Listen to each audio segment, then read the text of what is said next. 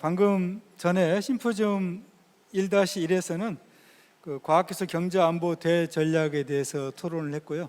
여기에서 이제 우리나라가 직면한 각종 도전 앞에 과학기술이 어떻게 해결책이 될 수 있는지 어떤 화두를 던졌는데요. 이번 세션은 그 과학기술 시스템 재설계라는 주제를 가지고 심포지움을 진행을 하겠습니다. 대한민국이 직면하는 각종의 대내적 도전들의 해결책은 과학기술 혁신에서 구해야 된다, 이런 이제 국가사회적 요구에 저희 직면해 있는데요. 이러한 요구에 부응해서 과연 우리나라의 과학기술 혁신 시스템은 문제 해결 역량을 충분히 우리가 갖고 있는가, 여기에 대한 전면적인 재검토 하에서 새로운 시스템 재설계에 대한 토의가 필요한 시점이라고 볼 수 있습니다.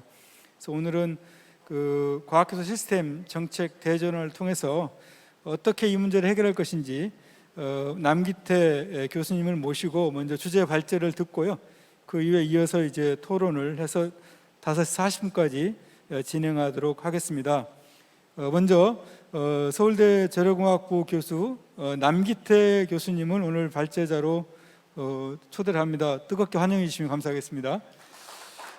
잠깐 제가 양력을 말씀을 드리면 남기태 교수님은 그 20대 대통령직 인수위원회의 과학기술교육분과의 인수위원으로 활동을 하시면서 지금 과학기술 분야의 국정과제를 모두 다 이렇게 작성하는 데 큰 힘을 모아주셨습니다.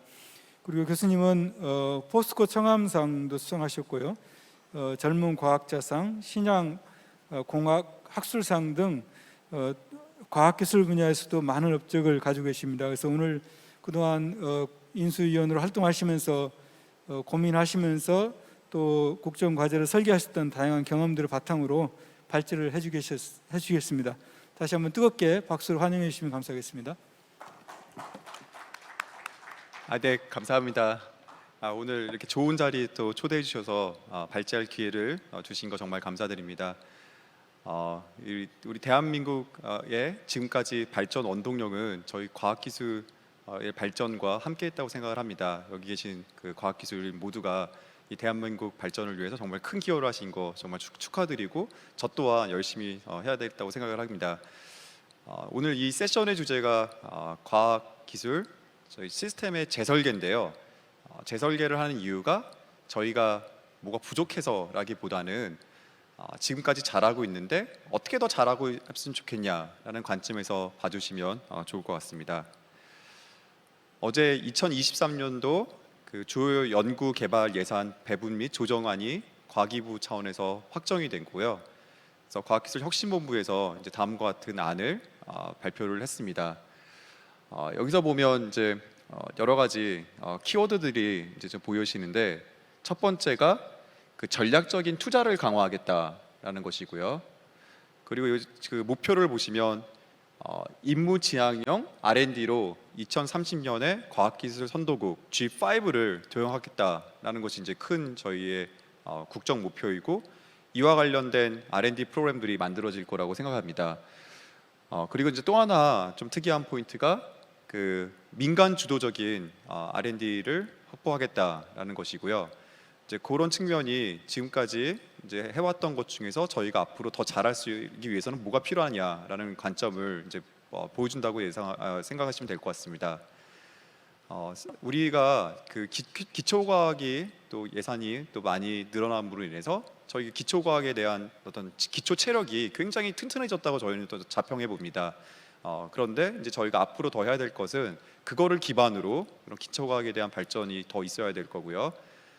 임무지향적으로 어떤 국가의 난제를 같이 협업하는 그런 모델을 만들어 보겠다는 것이 2023년도의 계획이라고 저희는 생각할 수 있을 것 같습니다. 이 의미를 제가 좀 비유로 따지자면, 이제 저희가 운동을 많이 해서 기초 체력이 굉장히 강해진 상황이고요. 거기에 이제 특정 부위에 이제 근육까지 합쳐져 가지고 이제 어떤 임무를 한번 완성해 보자라고 보시면 될 것 같습니다. 그래서 이제 보시는 키워드가 이제 과기부 그 보도 자료를 보시면 그 선택과 집중에 기반한 전략적인 연구를 한다라는 것이고요. 두 번째에서도 각각 이제 강조된 것이 국가 사회 문제를 하기 위한 임무지향 연구 개발을 강화하겠다라는 것이고요. 대표적으로 탄소 중립과 등등 국가 사회적으로 필요한 이슈들에 대해서 얘기를 해보겠다 합니다. 그래서 저희 오늘 발제도요. 그럼 이제 임무지향의 목표가 무엇일까에 대한 논의를 한번 드려본 다음에 그 탄소 중립이라고 하는 좀 구체적인 이슈로 한번 예시를 말씀드리면서 같이 논의를 한번 진행해 보자 합니다. 그래서 그로 인해서 이제 24조의 예산안이 이제 확보가 되었습니다. 보시는 것처럼 그 초격차 국가 전략 기술에 대해서 여러 가지 지금 항목들이 있고요. 제가 알기로는 지금 과기부 차원에서 그 전략 기술 기획단이 만들어져서 거기서 이 전략 기술의 항목뿐만 아니라 세부 기술들이 더 만들어지는 걸로 알고 있고요. 오늘 이 세션을 지금 이끌고 계시는 그 키스텝의 정 원장님께서도 그 키스텝 쪽에서도 이 문제들을 지금 아주 세심하게 잘 살펴보신다고 이해하시면 될 것 같습니다. 이제 특이 포인트가 반도체 디스플레이에서의 예산뿐만 아니라 뭐 2차 전지, 그 다음에 차세대 원전, 그 다음에 통신 관련된 그런 전 분야에서 우리나라가 중요하다고 생각하는 것에 대한 그 꼭지를 기반으로 여러 이제 R&D 프로그램들이 지금 만들어지고 있다고 생각이 듭니다.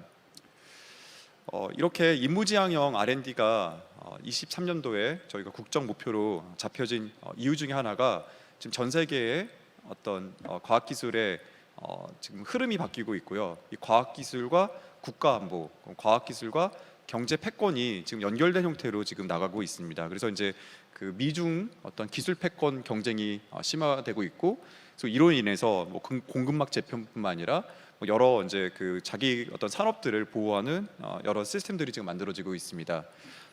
미국 같은 경우도 보시는 것처럼 뭐 인공지능이라든지 그다음에 소재 분야, 그다음 통신 기술, 양자 분야 등등 이런 첨단 기술 분야들이 지정이 됐고요. 이거 자체가 이 분야를 육성하기 위한 예산 투자가 이루어지는 데서 기여할 뿐만 아니라 실질적으로 이 기술을 보호하는 데 적용이 되고 있습니다. 일례로 제가 이제 그 IBM에 있는 반도체 그 연구 그룹을 이제 이 분들이라고 같이 얘기할 기회가 있었는데 양자 분야 같은 경우에는 미국인만이 그 분야를 연구할 수 있게 돼 있고요. 다른 어떤 국제 협력을 좀 지향하고 좀 이렇게 하지 않는 걸로 돼 있고요.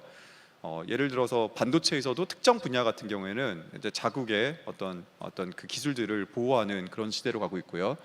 특히 EU 같은 경우는 그런 친환경 기술로 어떤 전략 기술들이 지정이 됐고요.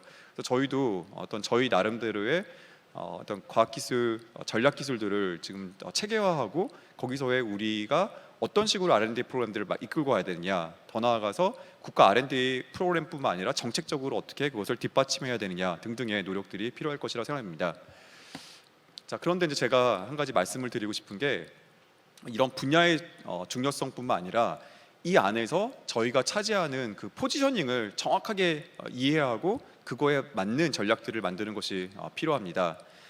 예를 들어서 지금 모든 나라들이 반도체의 중요성을 인식하고 우리나라의 반도체에 대한 또 어떤 동맹을 우리나라와 함께 그 반도체의 그 생태계를 같이 만들려는 많은 노력들이 이루어지고 있는데 우리나라 차원에서도 무슨 준비가 되어 있느냐에 대해서 돌아볼 필요가 있다고 생각이 듭니다. 이 자료는 성균관대 그 건석준 교수님의 자료인데요. 그 미국의 어떤 국가연구소를 기반으로 여러 가지 지금 시나리오들을 시뮬레이션하고 있습니다. 그래서 예를 들어서 어떤 장비라든지 반도체의 특정 기술들이 공급망에서 이탈할 경우 어떤 여기서는 이제 월게임이라는 표현을 썼는데요. 그만큼 이제 이런 기술들 자체를 하나의 어떤 기술 패권의 중요한 수단으로 지금 보고 있습니다. 그래서 이제 글로벌 공급망이 재편되는 시나리오 하에서 예를 들어서 이제 이런 모델들을 사용하고 있습니다. 그래서 가치 사슬에서 어떤 특정 공급망들이 재편될 때 또는 어떤 것들이 공급이 안 될 때, 그 다음에 기술들이 또 독단적으로만 활용이 될 가능성이 클 때, 그다음 더 나아가서 이 기술 로드맵에서의 표준산점들이 어떻게 중요한지 이 반도체라고 하는 항목만 보더라도요, 그 하나하나를 저희가 살펴보게 되면 그 이슈들이 굉장히 저희가 이제 체계적인 전략들이 필요합니다. 그래서 예를 들어서 이제 저희가 그 이제 말씀드리는 거는 글로벌 반도체 공급망 재편에 따른 월게임에서 중국이 반도체 산업 표준에서 글로벌 표준과 달라질 경우, 또 시나리오 두 번째 같은 경우는 중국이 글로벌 표준과 같은 표준을 채택한 경우, 또 중국이 우호적으로 글로벌 반도체 공급망에 참여하는 경우, 뭐 이제 중국의 예시로 이제 들기는 했지만 이것이 다른 나라의 모든 경우에도 적용이 될 거라 생각이 들고요. 그래서 요거를 기반으로 국가 차원에서 시나리오를 만들고 그거에 대한 준비를 하고 있습니다. 그래서 우리나라 같은 경우는 뭐 소부장이라든지 뭐 요소수라든지 또는 어떤 아까 러시아의 여러 사태들 가 발생되고 나서 그리고 나서 이제 저희가 그거를 이제 대처하는 방향의 R&D 프로그램들이 만들어지는데 저희는 앞으로 미리 이런 것들을 예상될 수 있는 시나리오들을 저희 연구자들도 같이 고민을 하고 그거에 맞는 R&D 프로그램들도 만들어질 때 그 이무지향형 R&D 프로그램의 굉장히 한 축이 될 수 있다. 저는 또 그렇게 생각을 하고 있습니다. 그래서 일 예시로 이제 그걸 기반으로 권석준 교수님이 시뮬레이션 하신 것이 각각 시나리오별로 그 어떤 고정 비용들이 얼마나 올라가는지, 그다음에 이렇게 글로벌한 어떤 시스템들이 재편됐을 때 뭐 충격이 회복될 때 얼마 일어나는지. 그래서 첫 번째 제가 이제 드리고 싶은 메시지는 그냥 공급망의 개편에 중요하다, 어느 기술이 중요하다라는 게 뿐만 아니라 저희 과학자들은 좀 더 구체적으로 그런 반도체 중에서 어떤 분야에 우리나라가 강점이 있고 어느 나라와의 협업을 했을 때 시너지 모델이 있고 그 나라와의 협업 관계를 지속적으로 유지하기 위해서는 무엇이 필요한지 등등에 대한 계획들이 저희가 필요할 것이라고 예상이 됩니다. 근데 하지만 이제 경제 안보적으로 이렇게 새롭게 이슈들이 부각되고 있지만 과학적인 브렉스루는 여전히 글로벌 협업을 통해서만 만들어지고 있습니다. 저희 나라뿐만 아니라 이런 임무지향형, 특히 이제 글로벌 패권과 관련된 과학기술 R&D 체계에 대해서 각 나라가 고민을 하고 있고요.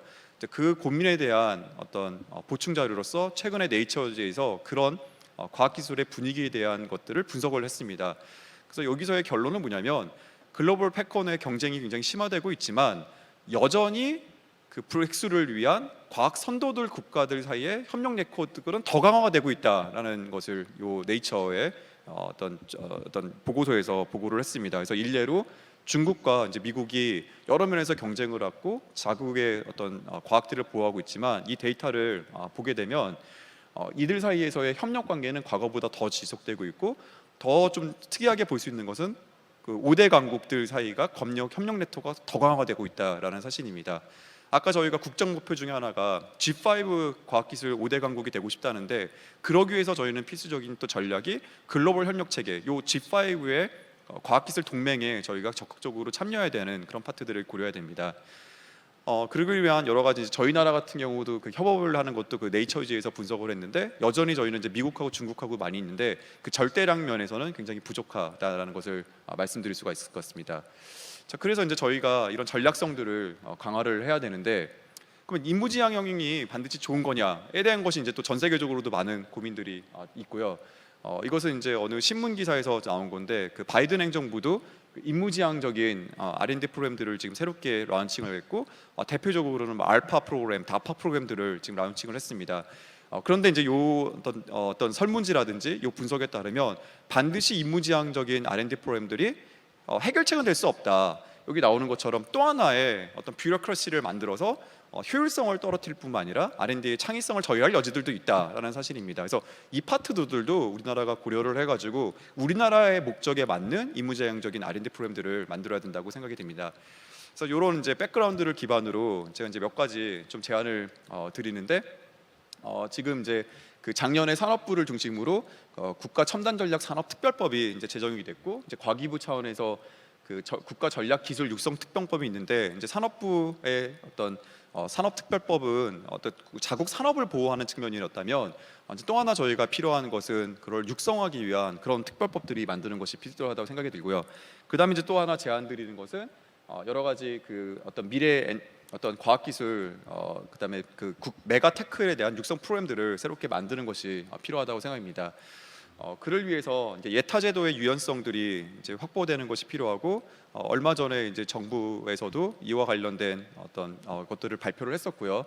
저희가 더 나가서 지금 제안을 드리는 것은 이제 어떤 이것을 기존의 예타 프로그램뿐만 아니라 전략기술 개발에 대한 어떤 기금을 만들어서 그런 어떤 벌크머니를 기반으로 책임화의 그 전략기술들을 육성할 수 있는 그런 시스템들이 만들어졌으면 좋겠다라는 생각을 합니다. 그런데 다른 나라의 예시들을 저희가 살펴보면 결국에는 이 전략기술을 육성하기 위해서는 어떤 사람 중심의 투자들이 이루어져야 된 거고 많은 리포트들이 말씀을 드리는 것이 세계적인 대가들이 이런 최고 수준의 연구 그룹을 통해서 인력 양성들이 만들어진답니다. 일례로 중국의 같은 경우에는 중국에 이제 귀국한 저 교수님에 의해서 양자 통신 기술들이 이제 새롭게 만들어진 예시들이 있었습니다.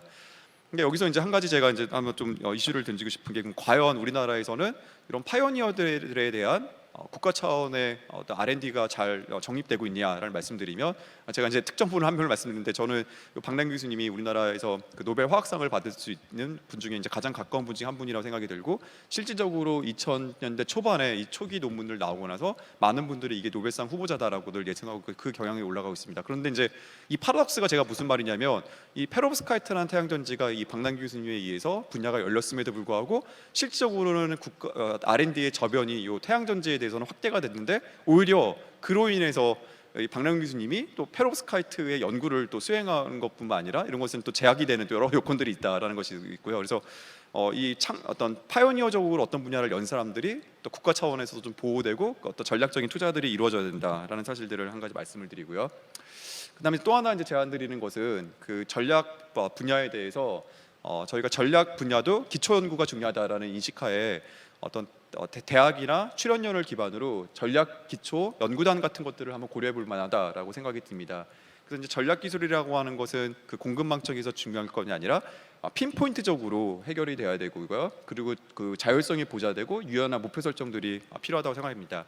자, 그럼 이제 남은 시간 한 5분 정도를 제가 예시로서 한번 이 전략 기술 2개, 특히 2023년도에 발표된 그 전략 기술 중에 하나가 이제 투소가 있고요, 탄소 중립 기술이 있는데, 그 예시로서 과연 우리나라가 지금 요거에 대해서 어떤 면까지 고려하고 있는지를 한번 말씀드리고자 합니다.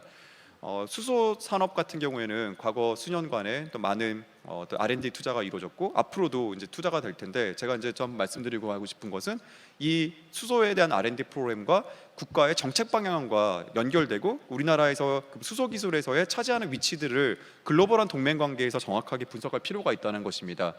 자, 2050년에 우리나라의 수소 그 안에 공급안, 이게 정책 방향에 따르면요, 저희가 해외에서 수입하는 안들 같은 경우는 2,200만 톤을 수입하는 거고, 우리 나름대로 수전해야 하는 경우는 한 200만 톤 정도의 규모입니다. 그래서 많은 지금 리포트들이 말씀하시는 것이 우리나라가 앞으로도 수소의 수입국이 될 수 있다는 것입니다. 그러면 이제 수소를 수입하게 됐을 때 신재생 에너지가 있는 호주라든지 이제 사우디아라비아, 중동에부터 수입할 것이라는데, 그럼 우리나라에서 그러면 이 수소 관련된 R&D 프로그램들을 어떻게 만들어져야 되느냐, 그것이 과연 2022년도, 23년도에서 이 정책과하고 연결되어 있느냐에 대한 고민들이 필요합니다. 실질 지금 R&D 프로그램들은 우리는 이제 수소 생산 쪽에 많이 포커스가 되어 있는데, 이거와 연결되어 있는 것이 우리나라가 수입국으로서 그럼 생산과 어떤 식으로 전기 분해 장치와 연결될 수 있느냐에 대한 것들이 고민이 필요합니다. 그래서 이제 우리나라의 수소 불급이 우리나라뿐만 아니라 전 세계가 지금 수소가 굉장히 많이 필요하기 때문에 이제 글로벌한 지금 이제 그 서플라이 체인들에 대한 점검들이 필요할 것이고요. 전 세계가 예상하는 그 수소 캐리어로서의 암모니아 양이 한 1,200만 톤, 그러니까 1억 2천만 톤들인데, 실제적으로 필요한 양들은 그거보다 훨씬 많다라는 사실들이 있습니다. 탄소 중립에서도 지금 전략 임무지향적으로 굉장히 중요한 주제입니다. 왜냐하면 우리나라가 2030년까지 NDC를 40%를 달성하는 것을 저희가 이제 목표로 하고 있는데요. 근데 국가적으로 요거를 약속을 지키기 위한 목표들이 과연 체계적으로 되고 있느냐에 대해서도 이 과학기술계가 한번 잘 살펴볼 필요가 있습니다.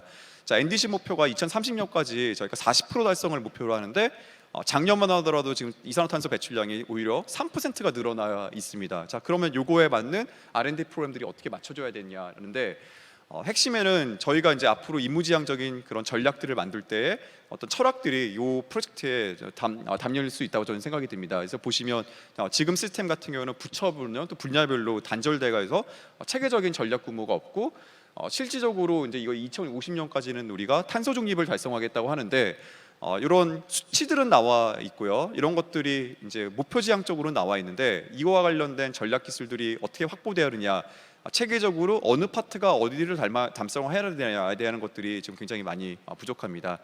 자, 그래서 이런 중점 기술 전략들이 각각 산업 섹터별로도 나와 있는데요. 이것이 이제 그런 캐테고리적인 측면에서는 해야 될 것들이 기술 분류가 되어 있는데, 제가 아까 말씀드렸던 글로벌한 어떤 그 동맹 체계하에서의 우리 위치, 그다음에 우리의 정책 방향과의 연결성, 그다음에 이쪽에서의 각각 리더들은 뭐냐, 우리가 가지고 있는 핵심 기술들은 무엇이냐에 대한 것이 국가 R&D 측면에서 저희가 관리돼야 할 걸 생각이 들고요.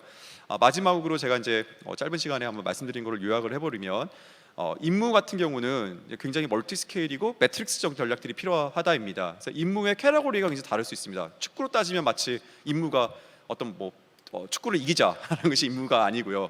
공격과 수비를 잘하자라는 것이 임무가 아니고, 그 안에서의 플레이어들이 각자 어떤 역할을 하면서 독창성을 발휘할 수 있게 만드느냐, 그런 역할들에 대해서 저희 과학기술계와 같이 고민을 하고요.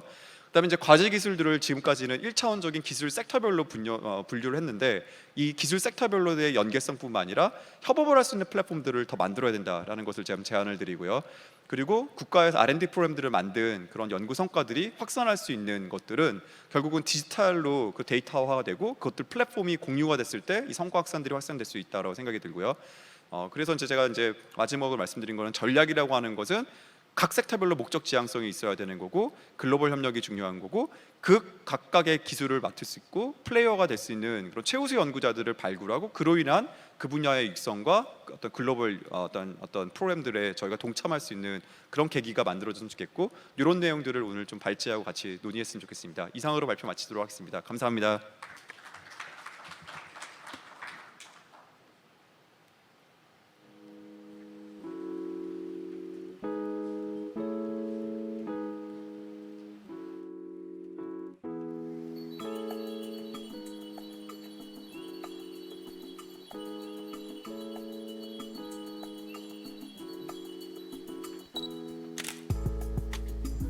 네, 남기태 교수님께서 임무 중심형 R&D 사례와 전략이라는 주제로 발제를 해주셨습니다. 다시 한번 감사드립니다.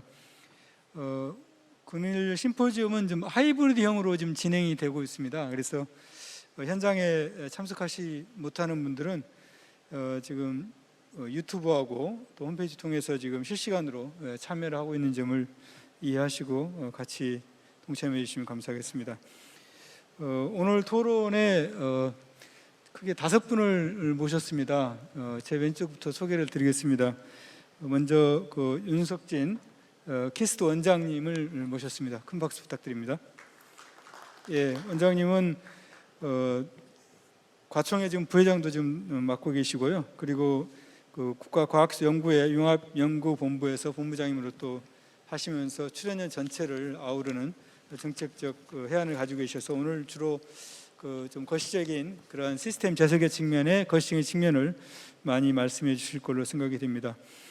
두 번째는 우리 유영수 키스텝 사업조정본부장을 초대했습니다. 박수 부탁드립니다.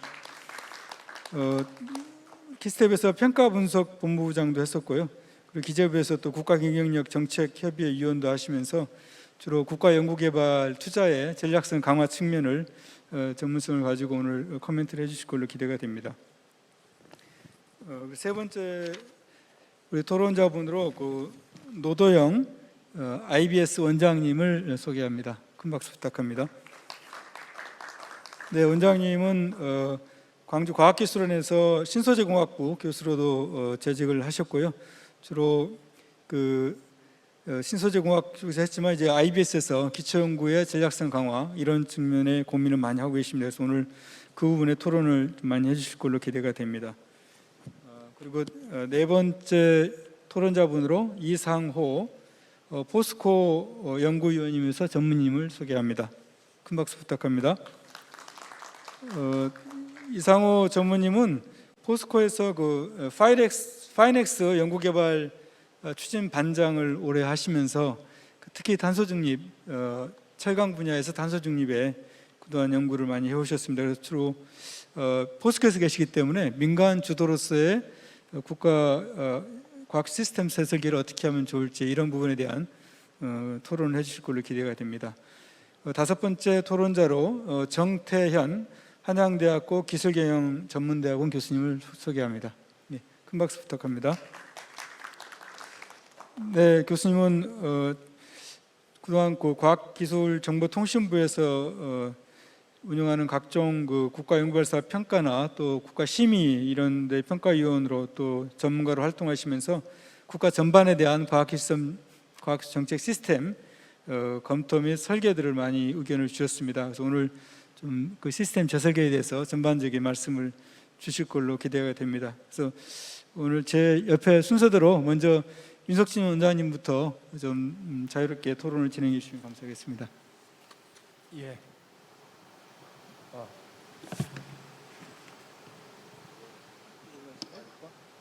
나오네. 예. 예. 그 방금 소개받은 키스트의 윤석지입니다. 이번 그 대한민국 과학기술 연차대회 과학기술이 대한민국을 바꾼다라는 타이틀로 진행이 되는데, 저는 여기에 더 나아가서 과학기술이 시스템 전반을 다시 설계해야 된다라고 말씀을 드리면서 말씀을 올리고자 해요. 사실 작년부터 우리나라가 선진국으로 등급이 분류되면서 우리나라가 글로벌 중추 국가로서 이제 명실공히 역할을 해야 된다고 봅니다. 월요일인가요? 중앙일보 칼럼에 영국 킹스 칼리지 런던 교수의 파르고 교수가 한 얘기가 제가 인상이 깊어서 먼저 얘기를 하고 말씀드리겠습니다. 이제 대한민국은 새우가 아니라고 합니다. 이제 대한민국은 새우가 아닌 고래로 성장했다고 합니다. 그 의미는 뭐냐면 국제사회에서 이제 대한민국이 선진국에 낀 새우가 아니라 고래로서 이제 해류를 헤쳐나가는 그런 역할을 해야 된다라고 얘기를 해야 됩니다. 저는 그 얘기를 듣고 제가 갖고 있는 생각과 거의 똑같아서 제가 우리 보시자들한테 다 돌려보게 했습니다. 큰 틀에서 보면 우리 R&D가 지금 작년부터 올해까지 해서 R&D 예산이 약 30조를 하고 있는데, 과학기술 외교에 관련된 예산은 한 2%에 머물고 있습니다. 그러면 통계상으로 30조니까 한 6천억 정도가 국제협력 관계에 관련된 예산입니다. 이거 가지고는 우리나라가 예를 들면 그 글로벌 중추 역할을 할 수 있을까라는 그런 고민이 많이 되게 됩니다. 그래서 우선 그 글로벌 협력을 진짜 우리 남기태 교수님이 말씀하셨듯이 예를 들면 중점 전략 기술을 확보하려면 소위 얘기하는 빅5 국가와 국제적인 공조라든지 전략적인 교류가 필요하다고 봅니다. 그래서 크게 제가 분류하다 보면 선진국과 개발도상국가를 나누어서 얘기하다 보면 이제 선진국가는 전략기술 확보 측면에서 글로벌 밸류 체인, 남들이 갖지 못하는 우리 기술, 우리만의 기술을 확보하는 전략을 가지고 가야 됩니다. 그러려면 이미 말씀드린 바와 같이 선택과 집중해야죠. 해야 되는 거고요. 또 한 가지는 예를 들면 기초 연구와는 달리 이게 결국은 어떤 전략 기술을 확보하는 측면에서는 저는 대학이나 출연연이나 산업이 이제 협업 체계로 가야 됩니다. 절대로 경쟁이 아닌 협업 체계로 가서 어떤 체계적인 로드맵상에서 연구를 해야 된다고 저는 생각을 해요. 그러면 그 개발도상국가의 경우는 어떻게 할 거냐? 제가 쭉 그 지켜보건데 외국의 학생들이 우리나라에 많이 옵니다. 근데 이 학생들이 다 졸업을 하면 산업계에 정착을 하지 못하고 그냥 다 본국으로 돌아갑니다. 제가 90년대에 미국에 갔을 때 제 연구실에는 미국 사람이 한 사람도 없었어요. 그때 당시 이미 소프트웨어 쪽으로 다 빠져나간 거고요.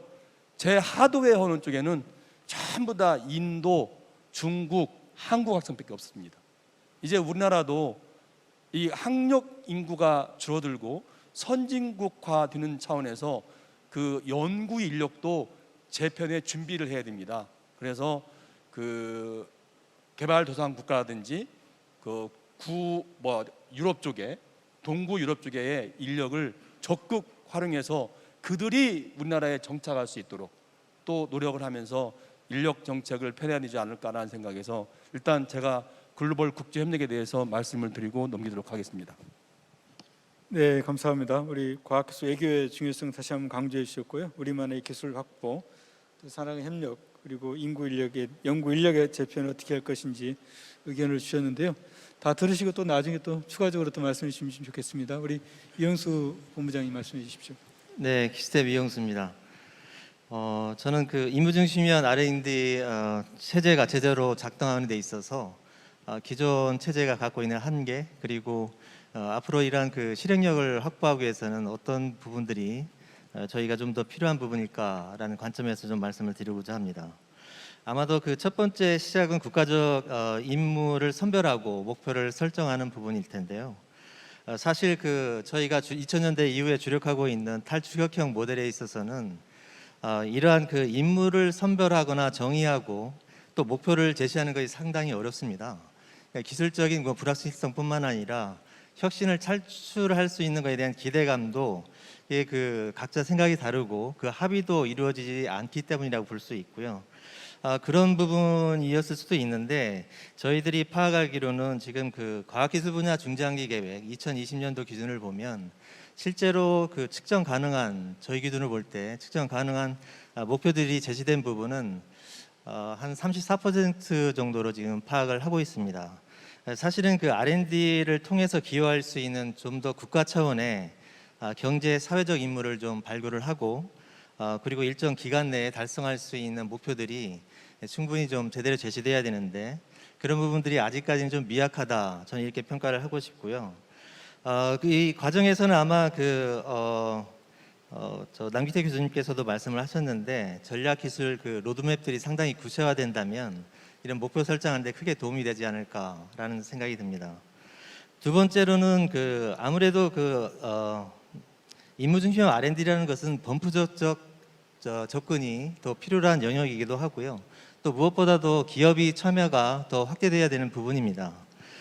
사실 그 국가 R&D 100조 원 시대 중에서 이번 해이죠. 22년도에 정부 R&D 규모는 한 30% 정도가 됩니다. 그러니까 70% 수준이 실제로 기업에 의존을 하고 있는 영역이고요. 그만큼 국가 임무 달성을 위해서는 이제 기업의 역할이 굉장히 중요하다라는 말씀을 드릴 수 있을 것 같습니다. 원로분들께서는 아마 예전에 딱 30년 된 것 같습니다. G7 프로젝트를 아마 기억하실 것 같아요. 굉장히 어려운 상황에서 우리나라 최초의 범부처적 R&D 프로그램입니다. 한 3조 5천억 정도 규모가 10년 동안 투자가 되었는데 이 당시에 그 G7 기획단이라든지 이런 운영에 있어서 기업의 참여가 굉장히 높았고요. 그리고 산학연 전문가들이 상당히 소통하면서 좋은 대안들, 전략들이 기획되었기 때문에 지금 현재의 그 시스템들을 좀 구축하는 데 큰 기여했을 거라고 저는 생각을 들고요. 다만 이제 그 일부 후속 사업들의 추진이 좀 부족한 측면에서 사업화 성과가 좀 미진했다라는 비판도 있지만 본부처 차원에서 이만한 그 프로젝트가 수행된 이후에 찾아보기는 힘든지 않나 싶습니다. 이 당시의 시점을 한번 돌아가 보면 당시에 그 소련이 붕괴되고 이제 막 기술 선점 경제력 쪽으로 각 세계가 뭐라고 해야 되나요? 주력했던 시기예요. 제가 볼 때는 그 당시에 우리 과학기술계가 굉장히 잘 대응했다고 보고요.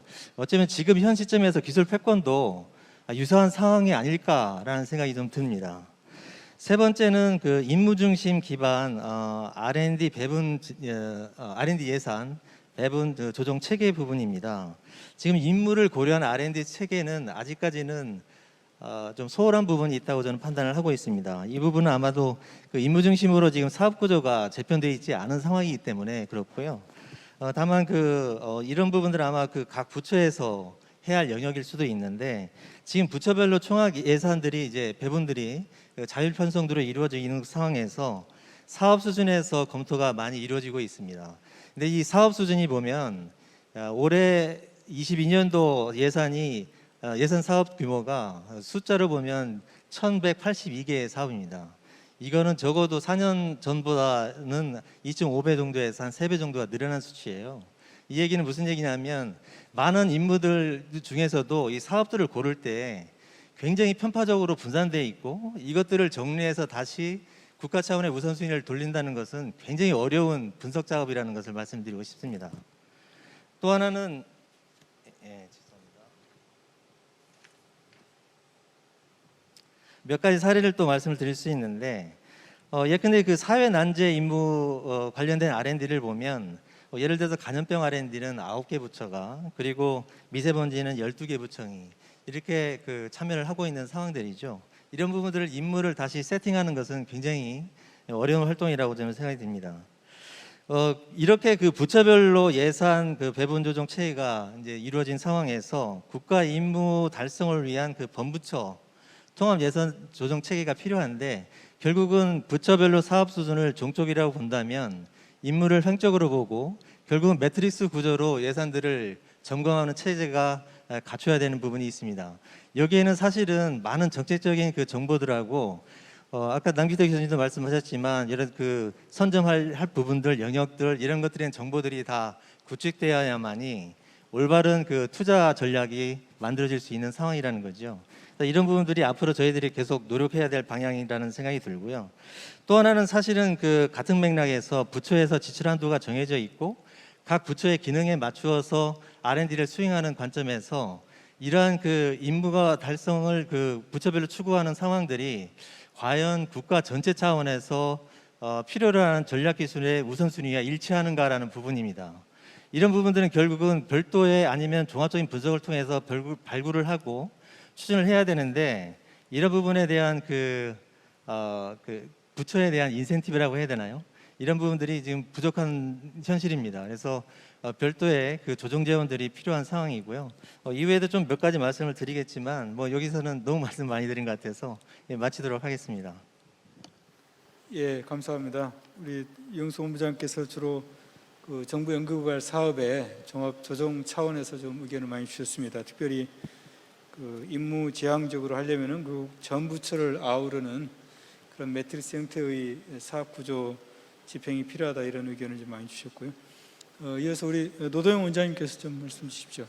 예, 저 기초과학연구원 IBS 원장 노도영입니다. 오늘 뭐 이런 그 과학기술 연차대회에서 국가과학기술 시스템을 재설계하는 굉장히 커다란 주제에 대해서 얘기를 하려니까 상당히 좀 어려움이 있는 것 같습니다. 지난 정부 때도 이제 출연 기관의 뭐 Role and Responsibility (R&R) 그리고 지금 또 임무 중심에 대한 우리 남기태 교수님의 강의 이런 걸 들으니까 기초연구 혹은 기초과학은 어떤 국가적 임무를 띠고 있는가에 대한 생각을 좀 다시 하게 됩니다. 저희가 코비드-19 겪으면서 기초과학이 왜 필요한가 하는 생각을 다시 하게 됐어요. 특히 바이러스가 이렇게 발발됐을 때 국가적으로 거기에 대한 기초과학적 지식과 인력이 너무 대비가 안 돼 있다 이런 생각이 좀 들었었거든요. 그래서 아마 전 세계 많은 나라가 그런 생각을 했던 것 같고요. 그래서 올해 그 유엔에서 올해를 세계 기초과학의 해로 정하는데 기초과학이 뭐를 하느냐 요거를 약간 암시를 했어요. 그래서 기초과학이 지속 가능한 발전을 추구하는 목적을 가지고 기초과학의 해를 정한다. 그래서 좀 결이 다르죠. 우리가 그동안 기초과학은 과학자들의 호기심에 의해서 기반이 돼서 그거를 그대로 추구하게 하면 결국은 뭐 국가 사회에 도움이 되더라 이런 방침이었는데 이게 좀 바뀌어서 오히려 약간의 목적을 처음으로 내세우는 것 같습니다. 기초과학에서 어떤 임무를 이렇게 암시하는 글귀를 처음 내세운 것 같은데요. 이제 이런 관점에서 저희가 특히 이제 그 기초 연구나 기초 과학을 봤을 때 아까 남기태 교수님 말씀하신 대로 우리가 2030년에 과학기술 G5를 지향한다. 그러면 우리 기초 과학은 어느 정도 지금 순위에 있는가 이런 걸 보면 여러 가지 지표로 보면 20위권 밖에 있습니다. 사실은. 그래서 이제 아까 격려의 말씀이라고 생각하시는데 우리가 기초 체력이 튼튼해져서 이제는 그걸 가지고 어떤 특별한 임무를 수행할 수 있는 머슬을 키울 수 있는, 이거 굉장히 중요한데 분야에 따라서 좀 다르고요. 사실은 아마 그걸로 인해서 어떤 그 우리가 기술적인 우위를 점할 수 있는 전략 분야가 있는 반면에 전체적으로 봤을 때 과학기술 G5로 해서 국가의 장기적 발전을 추구하기 위해서는 기초 체력이 아직도 더 필요해서 적어도 세계 10위권 내에 기초 체력을 갖고 있어야 과학기술 전체 전반적으로 국가를 G5로 리드하지 않을까, 이런 생각을 가지고 있어서 저희가 이제 생각하는, 저희 기초과학을 하는 사람들이 생각하는 기초연구, 기초과학의 임무는 남들이 아직 생각하지 못하는 새로운 개념과 지식을 개발하고 그걸 기반으로 우리 국가의 과학기술 안보 체계를 구축하고 장기적인 국가 발전의 기반을 구축한다, 그렇게 생각하고 있는데 좀 구체적으로 잡기가 좀 어려운 면이 있습니다. 그래서 그렇지만 우리가 다가오는 세계적인 위기를 봤을 때 지금 뭐 바이러스 위기나 기후 위기나 또 요새 또 많이 강조되고 있는 양자 정보 과학에 대한 그 우리가 늦게 출발하는 거에 대한 위기 의식을 감안하면 우리 기초과학이 담당해야 될 임무는 어느 정도 정해져 있는 것 같습니다. 국가 R&D 체계가 추격형에서 선도형으로 바뀌어야 된다, 그런 개념으로 IBS가 10년 전에 설립이 됐었는데요. 굉장히 중요합니다. 우리가 잘할 수 있는 선도형 기술을 선점하고 그리고 그거를 다른 나라가 따라잡을 수 없을 정도의 초격차 기술을 세우는 거, 이게 굉장히 유효한 전략이라고 저도 생각하고 있고요. 그런데 더 나아가서는 지금 없는 새로운 개념을 저희가 만들어내고 새로운 발견을 통해서 아무도 생각하지 않은 그런 기술적인 개념 자체를 만들어내고 그걸로 전 세계를 선도하는 게 아마 미래지향적이 아닐까. 그래서 지금 알려진 기술에서 선도 격차를 벌이는 것도 굉장히 중요하지만 더 미래를 생각하면 그렇고요. 그게 다가오는 위기, 저희가 코로나 바이러스가 왔을 때 이거에 대한 대응 체계를 갖춰야 된다고 하는데 벌써 또 새로운 원숭이 두창 바이러스가 오고 있잖아요. 그래서 이게 좀 급한 면도 좀 있는 것 같습니다. 그래서 이제 그러면은 이제 어떻게 시스템을 우리가 바꿔야 되겠는가? 결국은 새로운 창의 도전적 연구를 위한 시스템을 구축하기 위해서 어떻게 해야 될 것인가에 대한 좀 생각을 해보면 이게 이제 기초 연구하는 사람들이 제가 이제 막스 플랑크 연구소에서 이렇게 홍보 자료를 보고 생각한 건데 거의 비슷합니다. 이게 그 사람이 필요하고 그 우수한 과학자겠죠. 우수한 과학자에게 충분한 지원을 하고 그리고 충분히 기다려주고 그리고 믿어주는 이 네 가지가 필요한데 이런 것들을 시스템적으로 좀 프로바이드 할 수 있는 게 국가 시스템에서 필요한 것 같습니다. 그래서 이제 사람을 위해서는 결국은 세계적으로 우수한 인력을 우리가 모으고 또 우리가 필요한 미래의 인력을 양성할 수 있는 그런 시스템이 갖춰져야 되는데 아까 말씀하신 펜젠웨이 같이 중국에서 어떤 한 사람을 유치함으로 해서 어떤 분야에서 리더십을 가질 수 있는 그런 케이스가 많이 있거든요. 그래서 우리도 이런 어떤 질적 평가 시스템하고 우수한 인재를 특히 우리 한국인으로서 외국에 있는 분들도 유치할 수 있는 그런 강력한 시스템이 필요한 것 같습니다. 중국의 천인 계획이나 만인 계획이 결국 이런 거라고 생각이 되거든요. 세계적인 인재를 이렇게 리크루트하는, 사실은 IBS가 처음에 여러 가지 얘기가 있었지만 전폭적인 지원을 하자는 게 그런 의도도 있었습니다. 그래서 세계적으로 어떤 분야에서 뛰어난 분들이 오기도 했는데, 그래서 사람을 이렇게 리크루트하고 아까 걱정하신 미래 인력 양성에 대한 그 우수한 사람들이 연구를 통해서 미래 인력을 양성할 수 있는 시스템을 갖추는 게 굉장히 중요하고요. 지원해다는 거는 이 정부에서 이제 R&D를 지원하는데 두 가지가 연구자들한테는 필요합니다. 이게 안정적인 지원이 필요하거든요. 이게 한 2, 3년 연구할 거는 그것만 필요하지만 한 10년, 20년을 내다보는 연구는 적어도 10년, 20년 동안 지원을 받고 이 분야를 연구할 수 있다는 그런 믿음이 좀 있어야 되거든요. 그래서 안정적인 지원 시스템 이게 상당히 중요한 것 같고요. 마지막으로 이제 기초 연구나 기초 과학에 있어서는 시간이 좀 많이 소요됩니다. 그래서 우리가 다른 전략적인 연구하고 달리 좀 장기적으로 시간이 필요하기 때문에 좀 기다려주는, 믿고 기다려주는 게 필요하고, 이제 그런 의미에서 이제 타임 앤 트러스트인데, 트러스트 측면에서는 우리 현 새로운 정부가 지향하는 지원하되 간섭하지 않는다, 자율성을 강조한다, 과학자들을 믿어주는 시스템이 필요합니다. 과학자들이 지금 많은 경우 여러 가지 이제 뭐 사회적 이런 규율이나 규칙에 의해서, 규정에 의해서 많이 제한받는 게 있는데, 좀 과학자들을 좀 믿어주고 자율적으로 연구를 할 수 있는 시스템, 이런 게 중요한 것 같습니다. 그래서 제가 최근에 들었을 때 가장 아픈 말 중에 하나가 우리나라 연구소에서 연구하기 힘들다. 우리나라 출연연구소에서 대학보다 연구하기가 힘들다. 남 교수님도 대학에 계시잖아요. 이 대학이 학생들 데리고 연구하기 진짜 좋다. 근데 연구소가 연구하기 힘들면 우리가 무슨 시스템을 좀 바꿔야 되지 않습니까? 연구소에서 왜 연구자들이 강의도 하지 말고 진짜 연구에 올인하라고 지원을 해주고 연구소를 만들었는데 왜 연구자들이 연구소에 있을 때 연구가 힘들까? 이제 거기에 대한 좀 우리가 반성이 좀 필요한 것 같습니다. 그래서 연구자들이 맘 놓고 연구할 수 있는 시스템이 좀 구축이 돼야 되지 않나. 연구자들을 좀 믿어주고 그런 것들이 이제 지금 오늘 우리가 디스커션하는 시스템 혁신 이런 데서 좀 논의돼야 될 것 같습니다. 네, 감사합니다.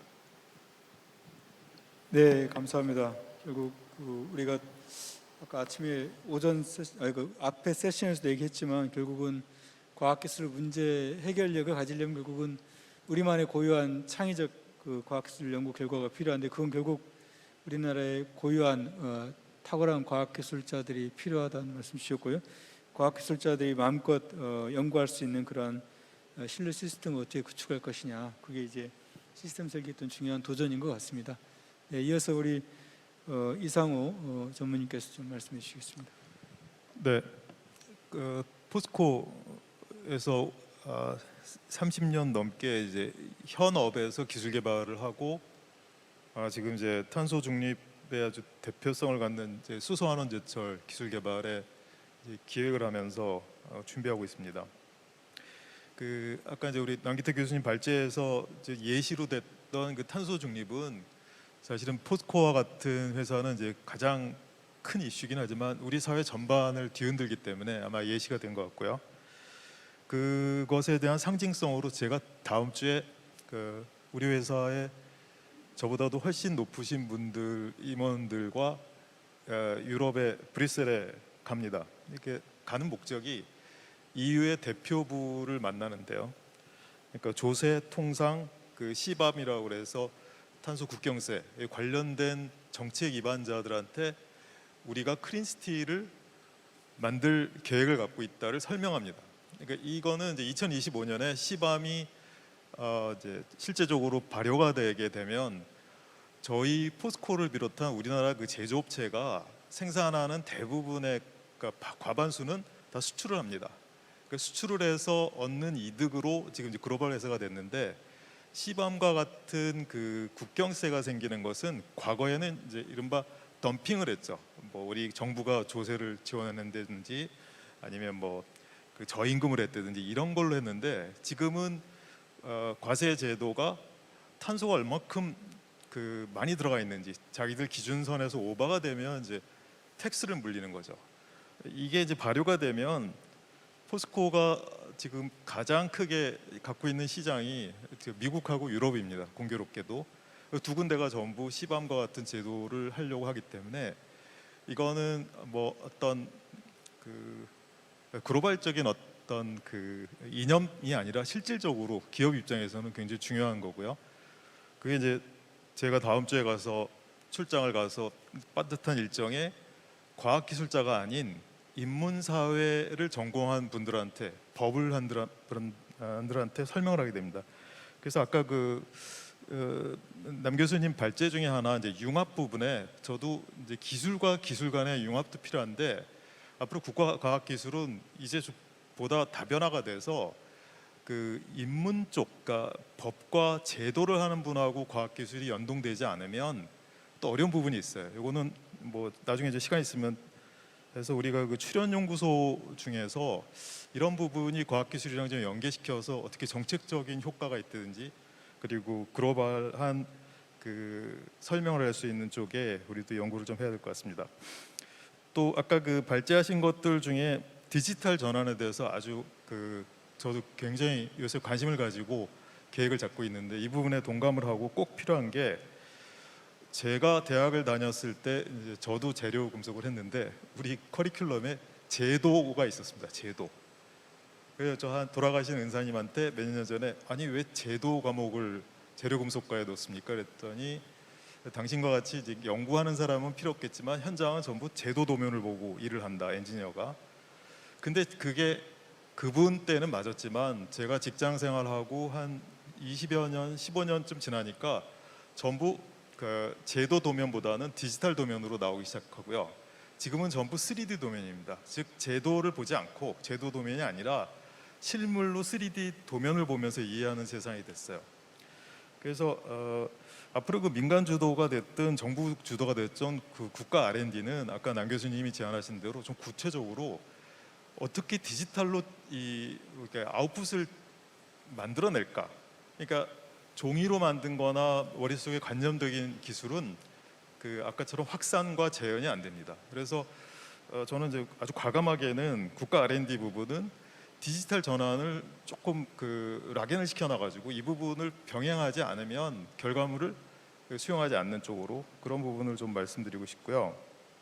또 하나는 그 엔지니어링 기술에 대해서 말씀드립니다. 제가 이제 파이넥스라고 하는 우리가 처음으로 만든 이제 얼터너티브 바이오매킹을 만들었는데 프로세스를 만들었는데 이게 저희들이 그 개념도 생각했고 실험도 했고 현장에서 구현도 했는데 이거를 전체 인티그레이션하는 엔지니어링 기술이 없기 때문에 해외 엔지니어링사랑 협업을 했습니다. 나중에 보니까 우리가 했던 모든 결과물들은 엔지니어링 회사의 그 시뮬레이션 소프트웨어 안에 다 들어가게 되는 겁니다. 그래서 이거를 확장하거나 축소하거나 개선할 때는 엔지니어링 기술을 통해서 구현하지 각각 연구한 사람의 개별 아이디어로는 되지 않는 거죠.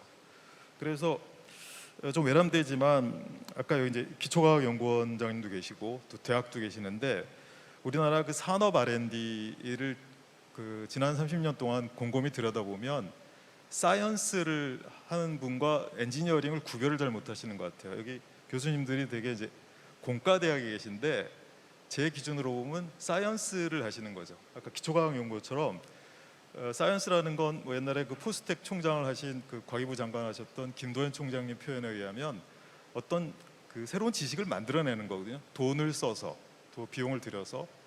근데 엔지니어링 혹은 저 테크놀로지는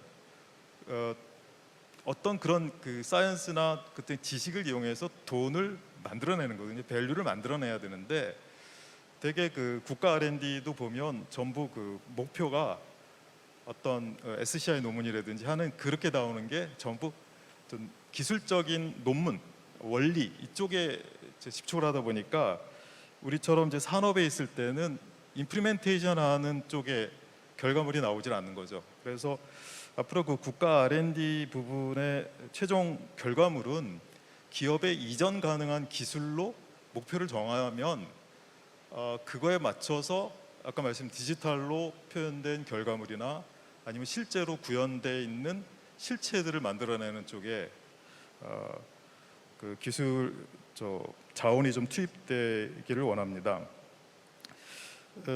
마지막으로 하나 이제 이 시간을 통해서 말씀드리고 싶은 것은 제가 속한 게 대기업군입니다. 그래서 우리나라는 오랜 세월 동안 대기업 이코로 굉장히 그 부당한 이득을 취하는 집단, 민간 집단으로 인식이 되는데 그 대기업이 요새 그런 일을 하면 이제 존재할 수가 없습니다. 이제 ESG라는 사회적인 프로그램이 강화되면서 그 글로벌하게 활동하게 될 경우는 다 감시와 통제를 받고 있습니다. 그래서 대기업을 그 어떤 시각으로 좀 봤으면 좋겠냐면 지난번 소부장 제도에서 보셨듯이 대기업은 생태계를 갖고 있습니다. 그래서 중소 벤처 기업들이 그 생태계 안에서 같이 협업을 하게 되면 전문가와 커뮤니케이션도 가능하고 무엇보다도 자신들이 기술 개발한 것들에 대한 트랙 레코드를 만들 수가 있습니다.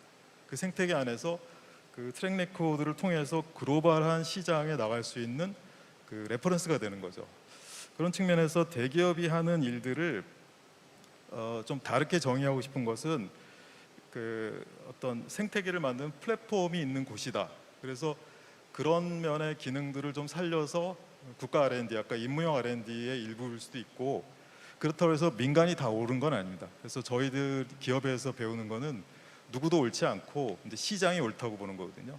시장에서 잘 팔리고 선호할 수 있는 기술 개발하는 것이 기업의 목표이기 때문에 그 생태계 안에서 국가 R&D에 참여하는 중소벤처기업이 활동하게 되면 거기서 인력이 양성이 되고 거기서 결과물이 우리나라 그 산업화랑 연결되는 그런 토대가 될 것으로 생각을 합니다.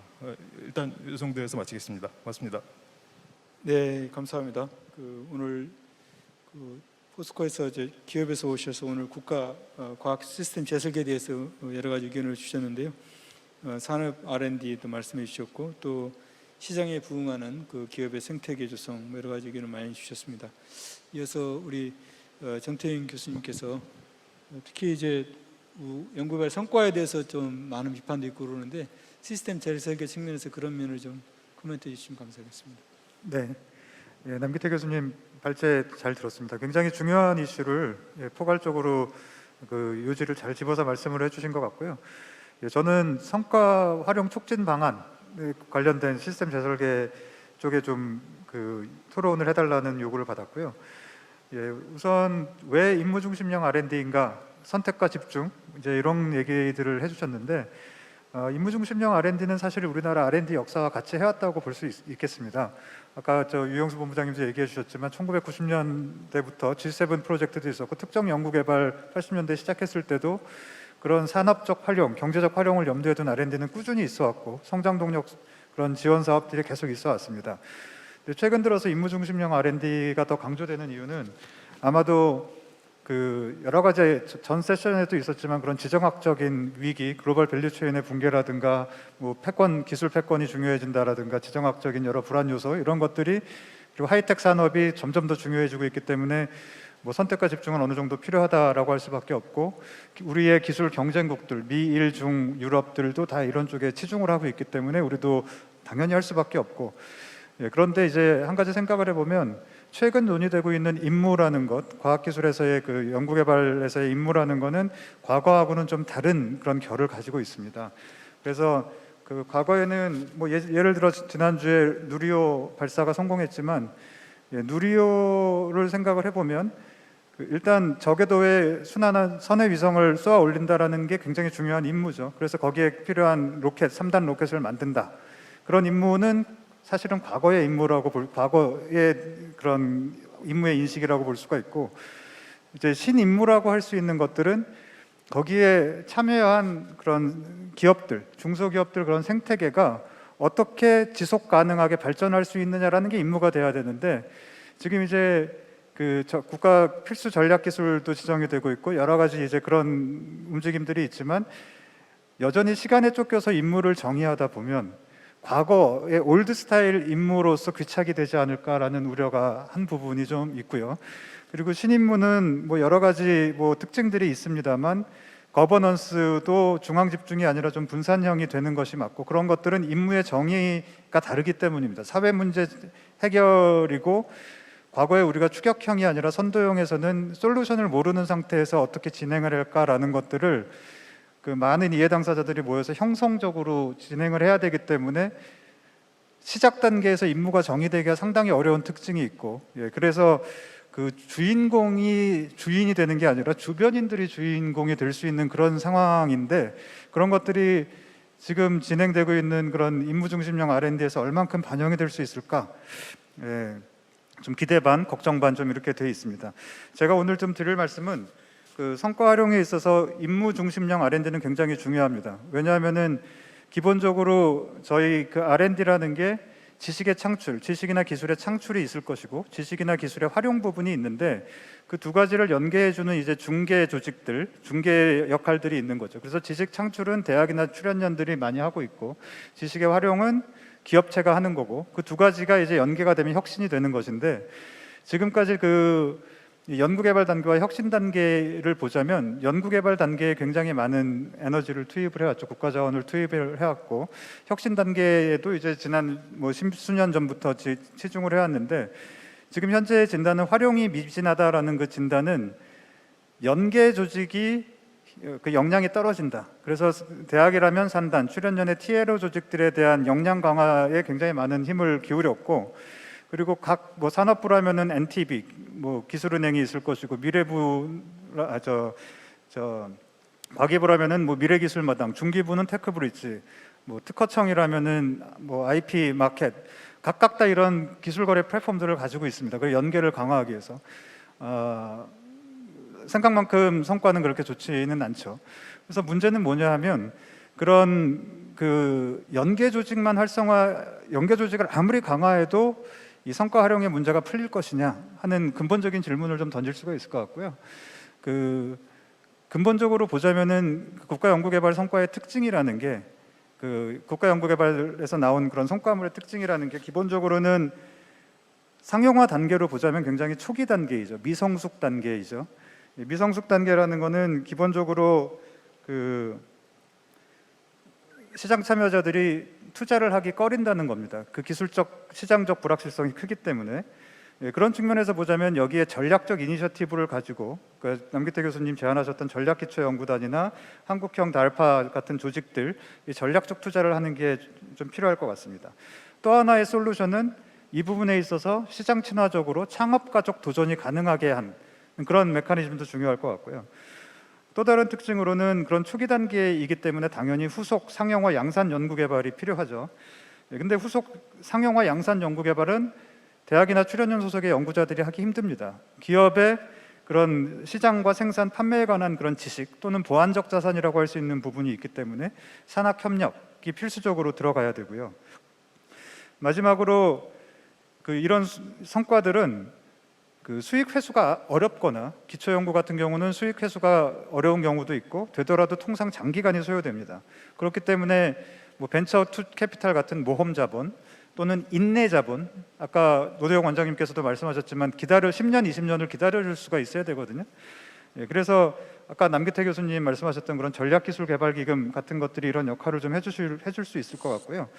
또 하나는 혁신 수익의 보장 장치가 필요한데 특허권이나 계약 등 이런 것들이 필요한데 이런 것들이 이제 다 제도적으로 지금 보완이 되고 있고 여러 가지 개선이 되고 있는데 제가 여기서 드리고 싶은 말씀 하나는 굉장히 많은 그 혁신 시스템의 요소들이 복합적으로 얽혀 있는 그런 문제가 됩니다. 굉장히 어려운 문제인데 그 한 가지 솔루션을 제가 생각한 솔루션을 좀 제안을 드리자면 지금 연구자 중심성이라는 게 그 연구개발 단계에서는 굉장히 많은 부분이 좀 보장을 하려고 노력을 해왔습니다. 제도 개선이 이루어져 왔습니다. 근데 혁신 단계에서는 연구자 중심성이라는 부분이 생각만큼 많이 진전이 안 돼 있습니다. 그러니까 예를 들면 그 국가연구개발 투자비가 연구자의 연구활동비로 쓰이는 것에 대해서는 그 많은 부분 좀 그 자율성이 있다라고 볼 수 있습니다. 규정만 지키면. 그런데 그 연구개발 성과의 수익에 대해서는 굉장히 엄격한 통제를 하고 있습니다. 근데 실상 그 연구개발 성과의 활용을 위해서는 그 수익에 있어서의 재량권을 좀 부여하는 게 필요하다. 그래서 그 벤처캐피탈, 미국의 벤처캐피탈이나 바이오 산업이 굉장히 그 부흥하게 된 계기를 보면 혁신 분업상에서 연구개발자들이 가지고 있는 아이디어가 상용화의 전문성을 가진 기업들이 상용화하고 그 수익을 상당 부분을 기초 원천 연구를 했던 연구자들이 가질 수 있었기 때문이거든요. 그래서 연구자들이 연구개발의 성과로부터 큰 돈을 버는 것에 대해서 규제를 하고 있는 것들에 대한 것들을 하나하나씩 좀 풀어준다면 그러면 굉장히 시장 친화적이고 연구자 스스로 굉장히 하이 리스크인 초기 개발 단계에 좀 집중을 할 수 있지 않을까. 그래서 그런 부분들에 대한 좀 큰 고민이 더 필요할 것 같다라는 생각이 있고요. 마지막으로 한 가지 말씀을 드리면 저희가 선택과 집중을 하고 임무중심형 R&D를 하는데 남기태 교수님이 그 전략기초연구단 제안을 좀 해주셨던 것 같아요. 저희 노도영 원장님도 계시지만 그 IBS 초기에 그 설립될 때 굉장히 많은 기대를 했었고, 또 한편으로는 그 선택과 집중 자체에 대한 일반적 연구자들에 대한 좀 반발도 있었던 걸로 알고 있습니다. 그래서 전략기초연구단 같은 경우는 어떻게 보면 공학의 IBS가 아니냐, IBS의 공학 버전이 아니냐라는 생각도 들고, 저는 이런 것들이 뭐 생긴다면 굉장히 좋을 것 같긴 합니다. 근데 한 가지 걱정되는 것은 이 선택과 집중과 임무 중심형에 너무 치중을 하면, 사실은 얼마 전에 한 몇 달 전에 기사화된 굉장히 좋은 사례가 있습니다. 저희 한양대학교 2차 전지에 대한 기술 이전, 수백억의 기술 이전이 발생이 됐는데, 그 기술 이전을 한 연구자분의 얘기를 들어보면 20년 전부터 외롭게 국가 연구 과제를 받아서 남들이 인정해주지 않아도 꾸준히 이렇게 해왔다는 겁니다. 그러니까 그 당시에는 20년 전에는 그만큼 각광받는 기술이 아니었던 거죠. 근데 지금 전략 기술로 선택이 되는 기술들과 그 선택이 된다면, 사실은 그게 블랙홀처럼 주변 연구자들의 연구 아젠다를 흡수할 그럴 우려도 좀 있습니다. 그래서 그런 어떻게 보면 약한 신호, 위크 시그널이라고 할 수, 20년 후에 어떻게 될지 모르는 그런 것들이 좀 흡수되어서, 너무 지금 현재 그 프라미싱한 기술로만 집중을 하면은 그런 다양성이 훼손될 우려도 좀 있지 않을까라는 살짝 약간의 우려를 좀 전하면서 토론을 마치겠습니다. 네, 감사합니다. 그 임무 설정의 중요성도 좀 강조해 주셨고요. 그리고 연구 성과의 활용 촉진이 되기 위해서 다양한 측면이 있는데, 거기에 대해서 좀 몇 가지 중요한 포인트를 지적해 주셨습니다. 그리고 마지막으로 이제 임무 중심으로 하면서도 그런 그 창의적 기초 연구가 어떻게 계속 지속될 수 있는 여건을 마련할 것인가 중요한 화두를 던져 주셨고요. 오늘 심포지엄의 주제는 이제 국가 사회적 그런 난제들, 요구들에 대해서 과학기술 혁신이 해결책이다라는 그런 요구 사항 앞에 그걸 해결하기 위한, 해결력을 높이기 위한 과학기술 시스템 재설계를 논의하다 보니까 워낙 주제가 이제 방대해서, 그래서 오늘 이제 남기태 교수님께서 그 포인트로 이제 그 임무 중심의 R&D를 중심으로 말씀해 주셨는데요. 오늘 여러 토론자께서 또 그거 포함해서 다양한 주제를 좀 말씀해 주셨는데, 토론을 들으시고 발제자로서 좀 더 추가적으로 좀 말씀해 주시면 고맙겠습니다. 네. 오늘 그러니까 저희가 이제 또 토론자분들께서 말씀하시는 거를 보고 더 좀 깊은 생각을 좀 해봤습니다. 그래서 지금 이 시점에서 저희가 이제 우리 국정과제에서도 임무 중심형, 임무라는 이제 어떤 말이 나왔는데, 이거를 왜 우리 과학자들이 지금 고민하고 있을까라고 저는 생각을 해봤습니다. 그 이유가, 옛날에는 임무가 어떤 탑다운으로 어디 우리가 어디를 간다, 어디를 뭐 발사한다, 뭘 달성한다라는 측면이었다면, 지금 이제 과학자들에게 사회에서 요구하는 거는 임무도 우리 스스로 한번 정의를 해봐라라고 저는 또 그렇게 생각을 하고 있어요.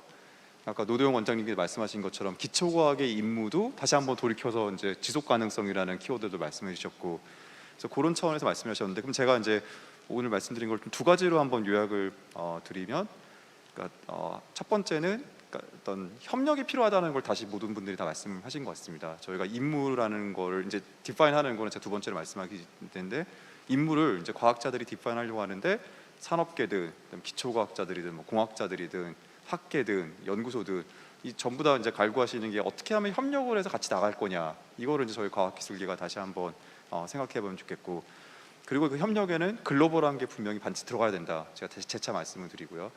두 번째는 이 임무라는 거가 이제 스스로 저희가 정의를 해갈 텐데, 굉장히 브로드하기보다는 어떤 굉장히 핀포인트로 전략적으로 구체적이면 좋겠다.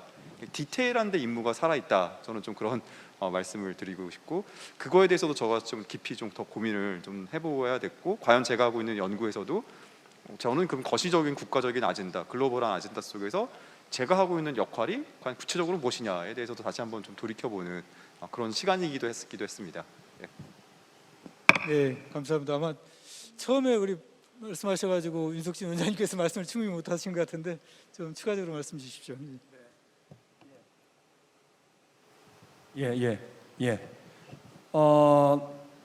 사실 우리 세션 시작하기 전에 노두영 원장님하고 우리 재밌게 하자 이렇게 얘기하고 올라왔거든요. 근데 재미 하나도 없는 것 같아요. 이 플로우에 보면 사실 과학기술 시스템 재설계라고 하면 아마 우리 연구자들 다 꽉 채워도 부족할 것 같은데, 역시 우리가 갖고 있는 생각은 또 말뿐이다 라고 얘기를 할 겁니다. 지금 앉아 계신 우리 과총 회장님, 한림원 이사장님, 그 다음에 우리 유명희 전 여성 과총 회장님 다 계시잖아요. 근데 제가 이런 얘기를 좀 드리고 싶어요. 2000년대나 80년대나 대한민국 과학기술 R&D 문제점 똑같습니다. 달라진 게 하나도 없습니다. 소위 요즘 얘기할 때 앙트레프레너십이 뭐냐라고 할 때 사이언스도 아니고 아트도 아니고 실행이다라고 얘기를 합니다. 오늘 여기 나온 얘기들 많이 나왔고요, 많이 얘기했습니다. 근데 전 이런 얘기를 하고 드리고 싶어요. 오늘 이 플로어에 올라오기 전에 이상호 포스코 전무님한테 같이 인사를 했습니다. 대기 키스트와 가까워서 키스트에 들어가고 싶었는데 라고 말씀하셨어요. 저는 이제 과학자들 구걸하는 사람들이 아닙니다. 이제 과학자들이 충분하게 대우를 받고 싶은 거예요. 그 대우는요, 경제적인 거 갖고 얘기하는 게 아닙니다. 사실 공공기관 구조조정이다, 비정상의 정상화다 하면서 많은 것들이 할 수 있는데 못하고 있어요. 제가 부원장 때는 그 얘기를 무지개 했습니다. 근데 키스트 원장이 돼서 차마 자존심이 상해서 그런 얘기는 제가 못하겠더라고요. 근데 진짜 우리 연구자들 자존심을 살려줘야 됩니다. 그러려면 돈 원하는 거 아니에요. 왜 대학이 연구하기 가장 좋은 곳이라고 얘기를 합니까? 왜 연구소가 연구하기 좋은 직장이 안 되냐는 거죠. 그죠? 요거 한번 다시 검토를 해봐야 될 것 같고요.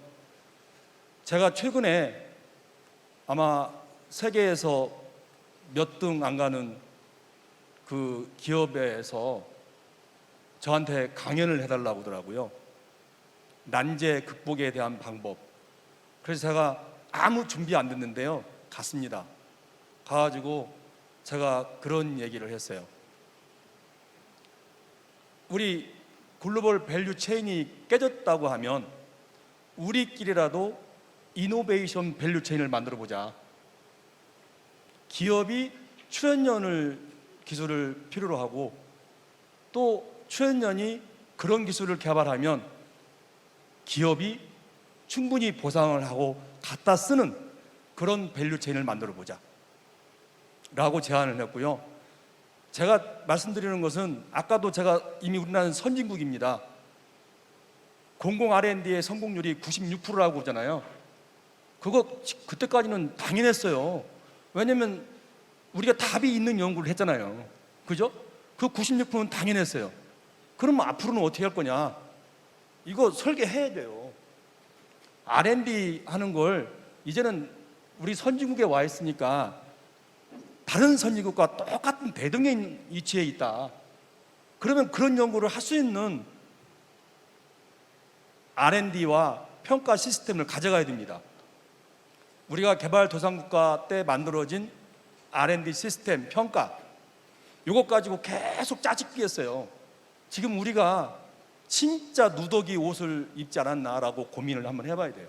다시 만들어야 돼요. 예, 다시 만들어야 됩니다. 우리는 60년대 우리나라 현대 과학 기술의 시작이 60년대라고 생각하잖아요. 그죠?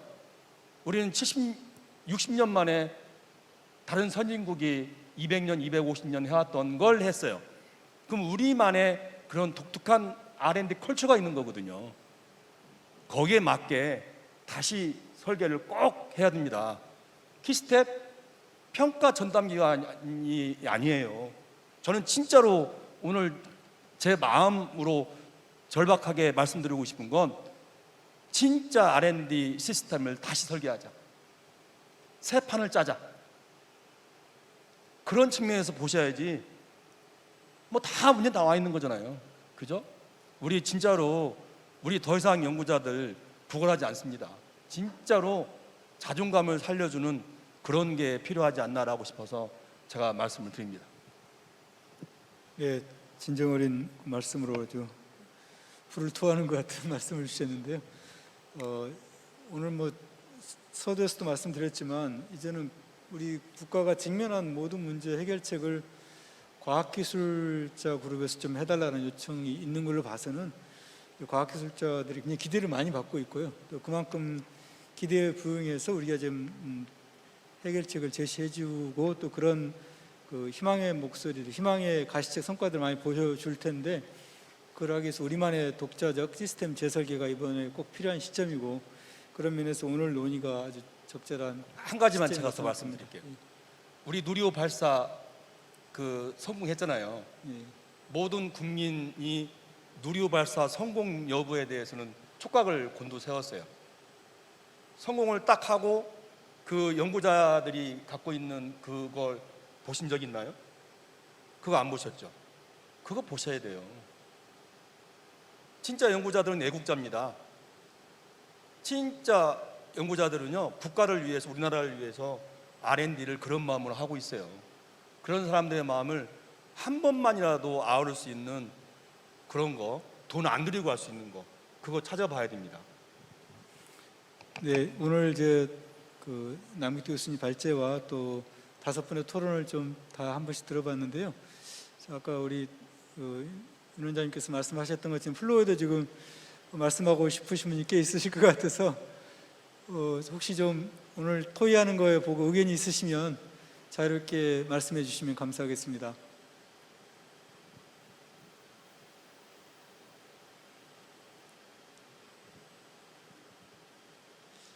저희가 토론 잘 하고 있나요? 혹시 또 추가적으로 말씀하실 거 있으면 말씀 주시죠.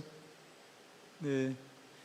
그러면 혹시 아직 좀 진행하면서 더 추가적인 의견이 있으면 말씀 주시고요. 오늘 여러 가지 토론 주제가 좀 부상이 됐는데요. 저희 논의하면서 하나가 이제 그 임무지향적 R&D 정책에 있어서 임무가 명확하고 구체적이면서 측정 가능해야 된다 이런 얘기도 많이 주셨고 또 그런 정책으로 가다 보면 이제 우리가 우리만의 고유한 과학기술적 성과를 낼 수 있는 개념적 설계와 이런 창의적 연구가 필요한데 그런 부분에 대해서도 여지를 가지고 여유를 가지고 또 아까 우리 남기태 교수님께서 그 파이니어 패러독스도 좀 말씀하셨는데 우리의 가장 잘하는 연구자들이 계속 잘할 수 있는 여건을 어떻게 만들어줄 거냐 이런 조화가 참 필요한 것 같습니다. 그런 부분에 대해서 좀 더 좀 토의를 진행해 봤으면 좋겠는데 혹시 현민구 이사장님 말씀하실 거 있으신가요? 예, 말씀 주시죠.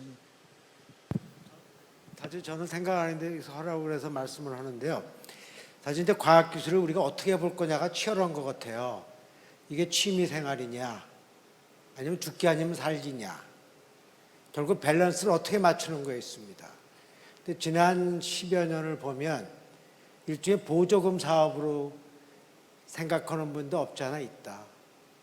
예를 들어서 대학의 경우 미국 대학을 해서 죄송하지만 거기는 미국 대학이 뭐 몇천 개인데 티어 1이라는 대학이 한 200~300개도 안 돼요. 200개. 나머지 2,000개는 연구를 별로 안 합니다. 그런데 우리나라는 모든 대학이 다 하거든요.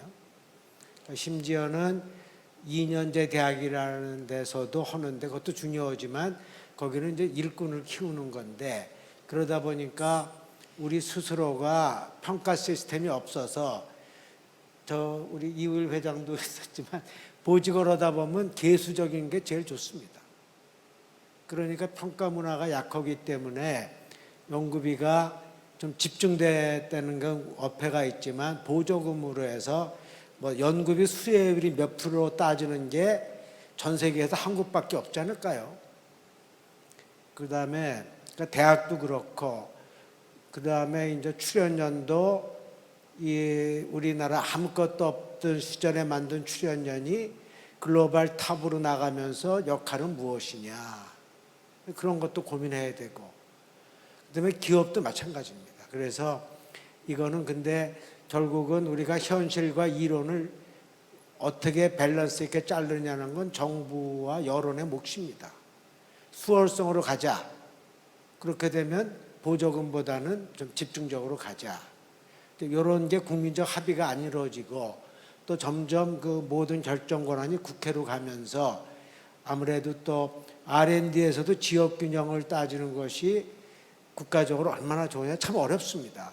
근데 제가 있던 기관이 혜택을 받았기 때문에 이런 말을 하면 오해받아서는 안 되지만, 결국 R&D가 국가 발전에 기여하는 거 가느냐, 아니면 연구자들의 그 꿈을 만족시키느냐, 그 밸런스를 맞춰주는 거를 자꾸 공론화를 해야 되는데 그런 건 없고, 저는 우리 R&D 하면서 연구비 이야기는 하지 말자. 우리 한국이 아마 GDP 대비 연구비 정부 예산에서 제일 높을 거예요.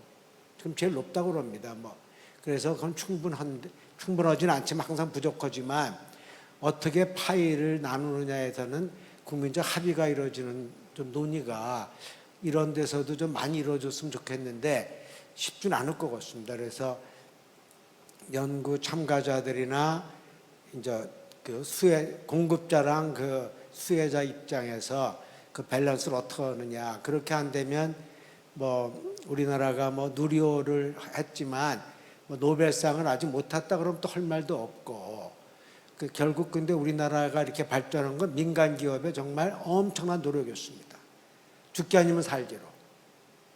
근데 그런 데서 우리 R&D도 도움이 됐지만 그걸 어떻게 맞춰줄 거냐, 이런 거라서 저는 우리나라가 정말 굉장히 그 잠재력이 있기 때문에 한번 해보면 될 것 같은데, 지금 중국이나 우리 주변 여건은 굉장히 어렵습니다. 여기 계시지만 지금 연구 공급자 면에서 얼마 전에 세계 500명 이렇게 분야별로 쫙 나왔잖아요. 그거 다 아실 겁니다. 거기 보시면 우리 한국은, 일본은 이미 쇠퇴고, 그 미국이 압도적인데, 미국에서도 그 미국 국적에 있는 사람들이지만 상당수가 중국인들이고 한국인도 있고, 중국 사람들은 워킹 인 아메리카, 워킹 인 차이나가 있지만 20몇 명입니다. 3, 40명이 미국, 그다음에 한국 서너 명 이렇게 되기 때문에 굉장히 그 글로벌리는 굉장히 불리하기 때문에 정신을 좀 차리고 합의 봤으면 좋겠습니다. 이상입니다. 네, 감사합니다. 우리가 아까 앞선 세션에서도 과학사 안보, 경제 안보에 결국 국가 전략기술 확보가 중요한데, 그 전략기술도 결국은 각 연구에서 세계 최고의 연구를 할 때 가능하다고 보고요. 그래서 그런 우리나라 연구 풍토가 글로벌 프론트엔드를 항상 지향하는 연구 풍토를 어떻게 하고, 또 우리 과학기술인들이 그런 마음을 갖도록 어떻게 시스템을 지원할 건가, 이런 거 중요한 것 같습니다. 또 코멘트 하실 말씀 주시죠. 또 회장님께서, 과청 회장님께서 말씀 주시겠습니다. 저도 오늘 그 말씀하신 여러분들 말씀해 주셨는데 아주 대부분의 말씀에 아주 전적으로 공감하고요.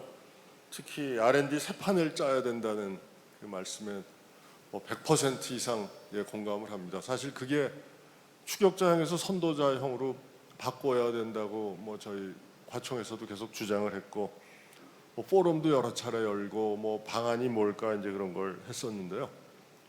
근데 약간 그 역부족인 걸 좀 느꼈거든요.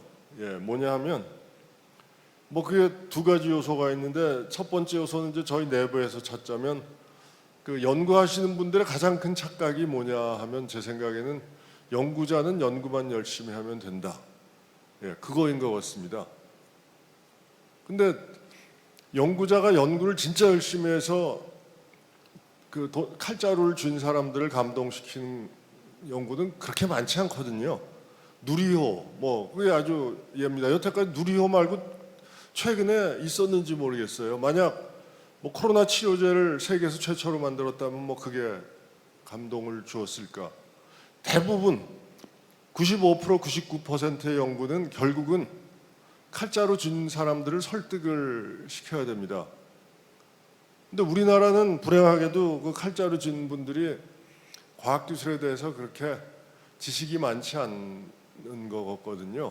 그러면 거기 눈높이에 맞춰서 얘기를 해야 되는데, 다시 말씀드리면 그 새 판을 짜는 거를 우리 과학기술계에서 설득을 시킬 수 있는 정도의 안을 우리가 만들어서 갖고 가서 설득을 계속 얘기를 해야 됩니다. 그런데 그런 거에 대한 노력이 상당히 부족하지 않나. 그리고 일부 과학기술계 내부에서조차 그런 일 열심히 하시는 분들을 배관시한단 말이죠.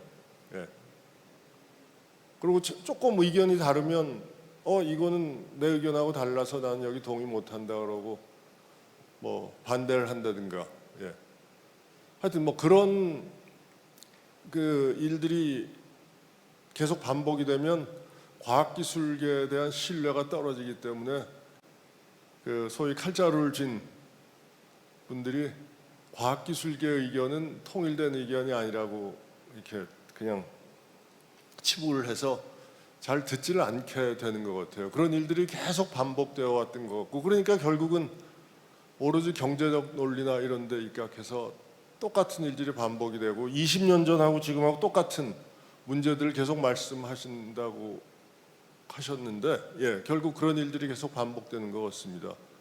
그래서 그런 면에서 뭐 다른 뭐 측면의 그 말씀도 여러 개가 있습니다만 제가 한 가지만 하여튼 지금 말씀드리는 건데요. 예. 그래서 그런 게 조금 고쳐져야 되지 않나. 이 과학기술계 내에서도 아까 임무 중심 그에 대한 말씀을 하셨는데, 임무 중심이 도대체 뭐냐? 그럼 가장 쉬운 방법은 예를 들어서 경제 논리를 따져서 돈 많이 벌고 응용 많이 할 수 있는 연구다 하고 딱 정해버리면 앞으로 여태까지 겪었던 일이 앞으로 계속 반복됩니다. 또 뭐 그럴 수밖에 없지 않겠습니까? 왜냐하면 여태까지 모든 연구 과제가 전부 경제 논리로 갔었고 정량적인 성과 위주로 갈 수밖에 없었으니까요. 거기 따라서. 그래서 거기에 대한 대안을 과학기술계 내에서 조금 더 구체적으로 만들어내고 그거를 들고 가서 끈질기게 설득하는 노력이 좀 있어야 되겠다. 뭐 그런 말씀을 드립니다. 예, 감사합니다. 네, 감사합니다. 사실 지금 과학기술계에 대한 요구가 특히 경제, 뭐 안보, 또 보건 헬스, 식량, 뭐 다양한 부분에서 저희를 바라보고 있기 때문에 사실 과학 시스템 재설계는 그런 국가 전체적인 그러한 이슈들을 바라보고 재설계하는 것이 이번에 큰 특징이라고 생각이 됩니다. 그래서 오늘 여러 가지 그 주요 의사결정자들이 결국은 충족하는 그런 시스템 재설계 아주 좋은 지적을 해주셨습니다. 혹시 추가적으로 좀 더 말씀 주시죠. 우리 먼저 노동영 원장님 먼저 말씀 주시고 그다음 우리 유영수 원장님 말씀 주십시오. 간단하게 좀 말씀드려야 되는데요. 제가 이제 기관장이 돼서 여러 출연 기관에 가 봤더니 우리나라에 과학기술자가 필요하더라고요. 뭐 아까 뭐 취미로 하는 사람도 있고 그런데 뭐 지질련에 가면 우리나라의 지진을 모니터해야 되는 과학기술자가 반드시 있어야 되더라고요. 돈을 못 벌더라도 우리나라의 천체를 관측하는 과학자가 반드시 있어야 돼요.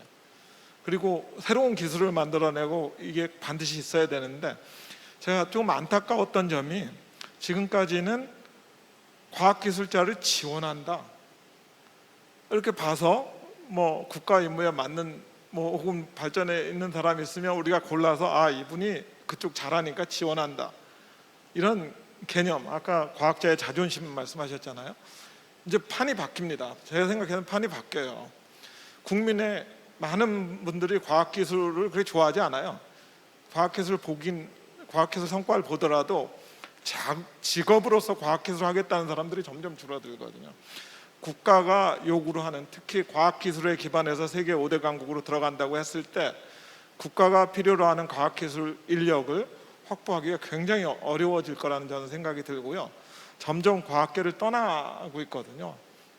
그럼 이런 상황에서 지금 우리가 이렇게 해서 연구 잘하는 사람 순서 세우고 중요한 분야 순서 세워서 지원한다는 개념을 계속 갖고 갈 거냐, 아니면 우리가 필요로 하니까 이걸 들고 가서 제발 과학기술을 해주십시오 하고 부탁을 해야 될 것이냐, 이거 굉장히 다르거든요.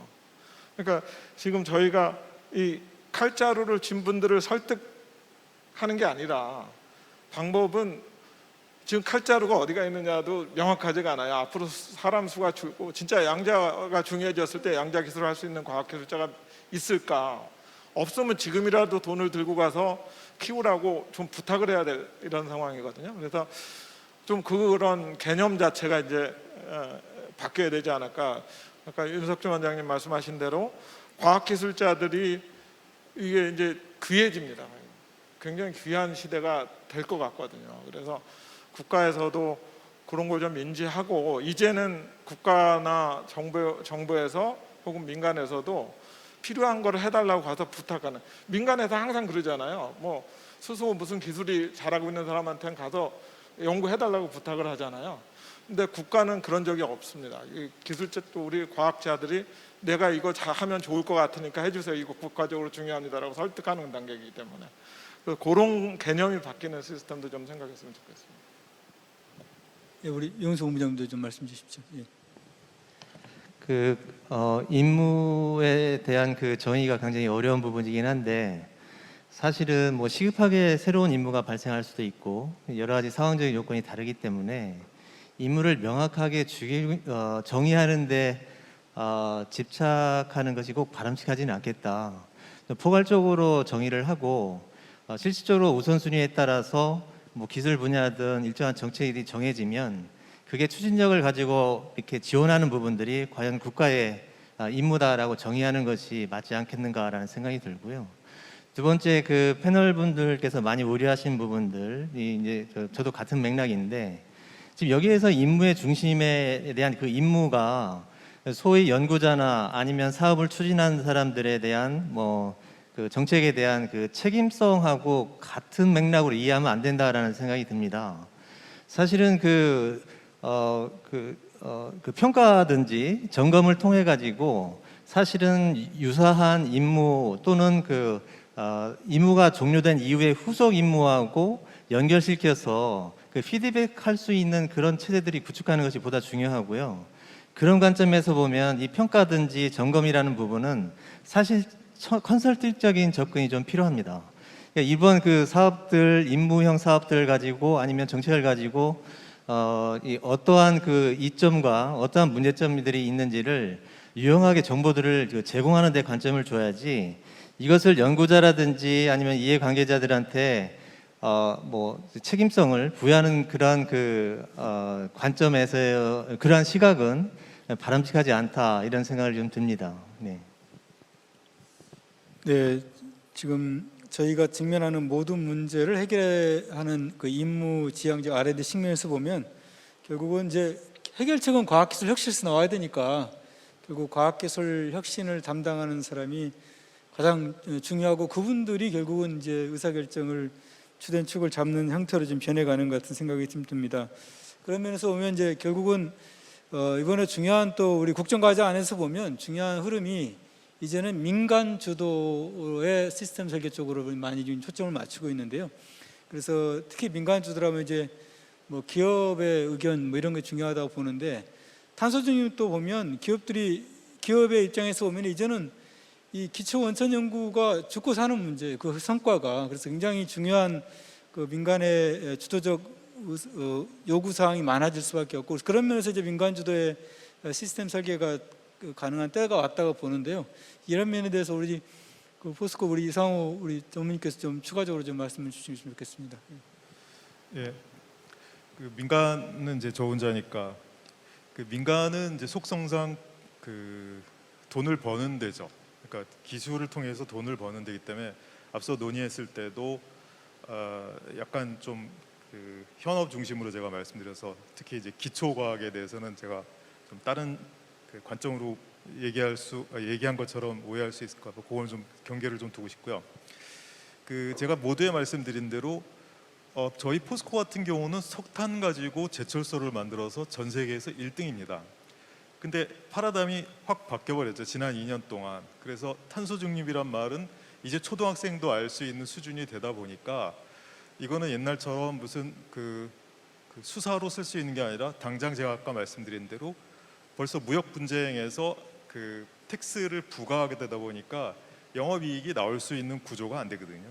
그러니까 그래서 그동안에 이제 기업들도 어떻게 보면 R&D 부분을 약간 우리도 R&D 할 수 있다 이런 개념에서 이제 절박한 부분으로 가고 있거든요.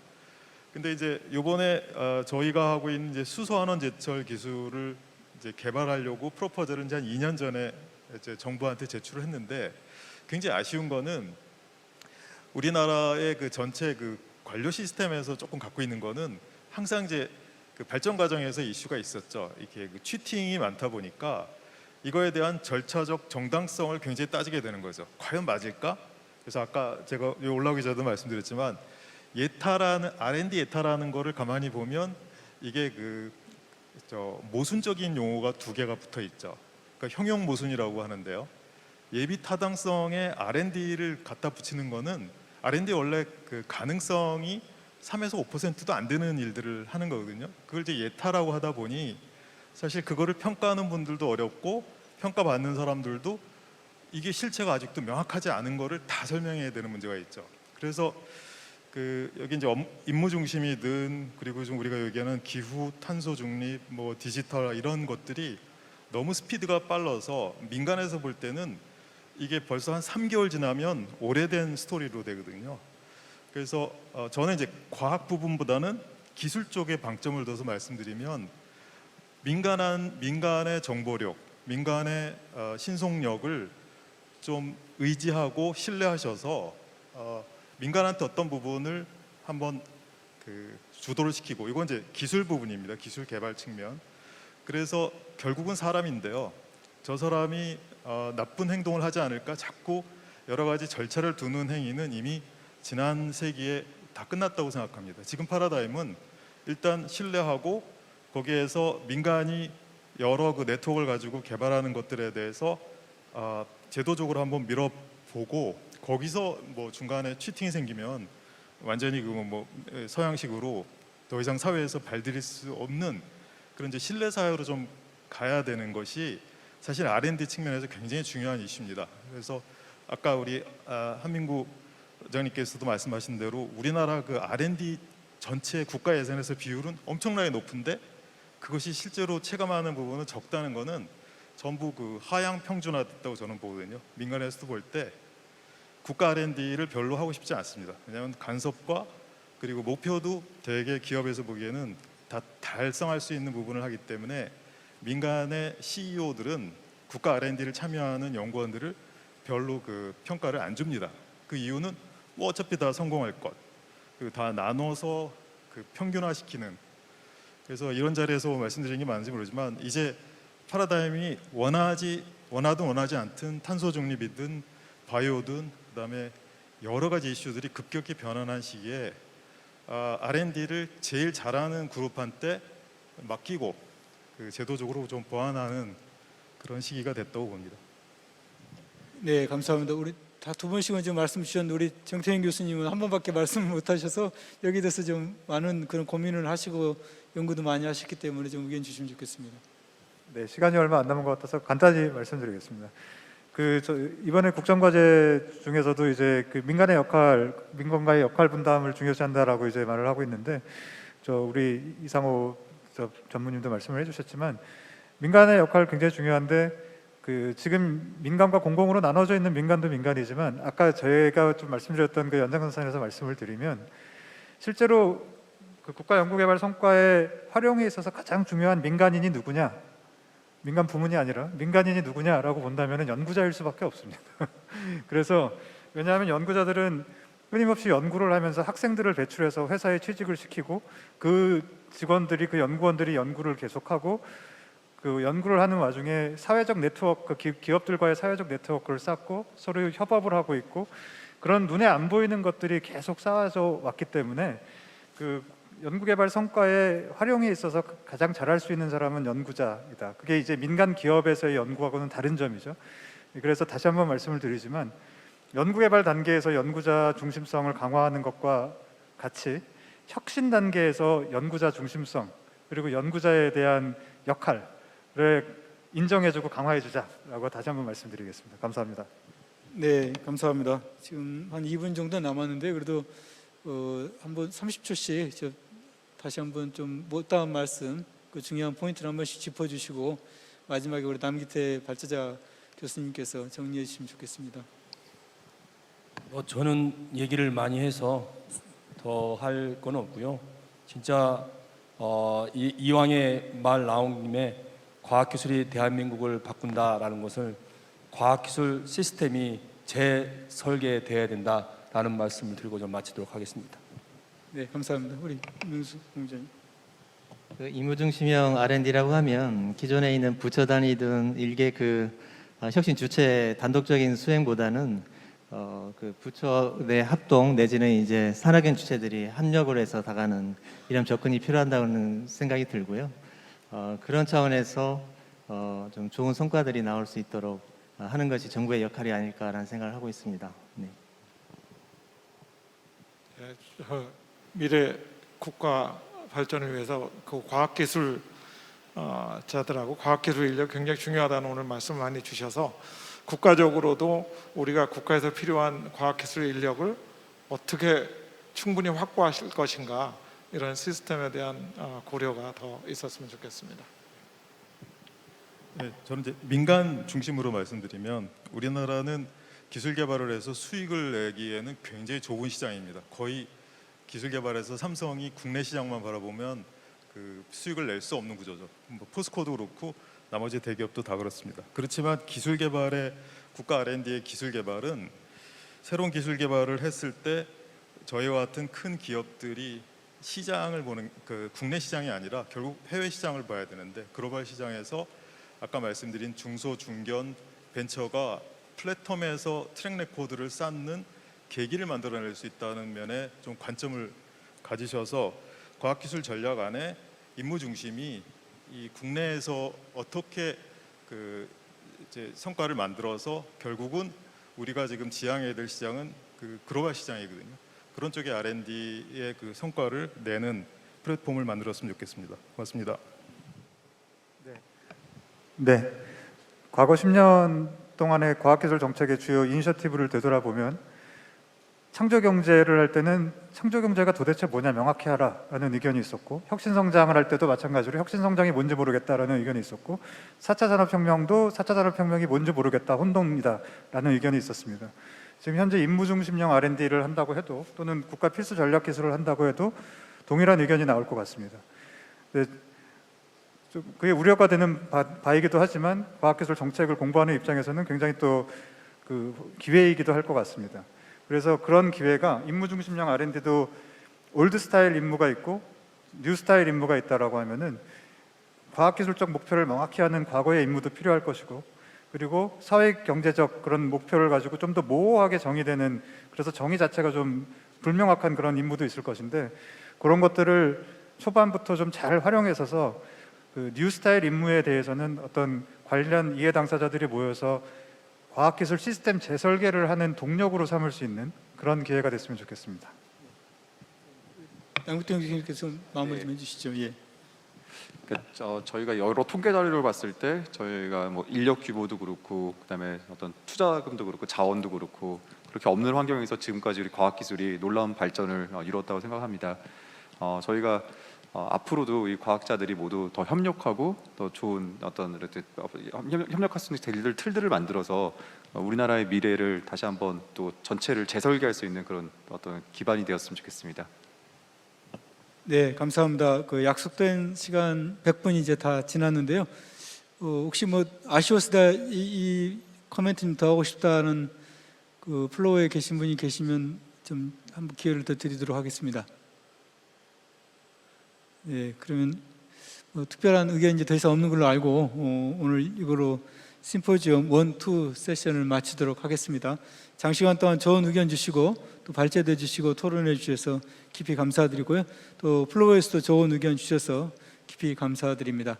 과학기술 시스템 재설계를 통해서 과학기술인들이 신뢰받고 또 국가의 G5로 진입하는 데 큰 기여를 하는 저희 과학기술 혁신이 되기를 기대하겠습니다. 네, 감사합니다.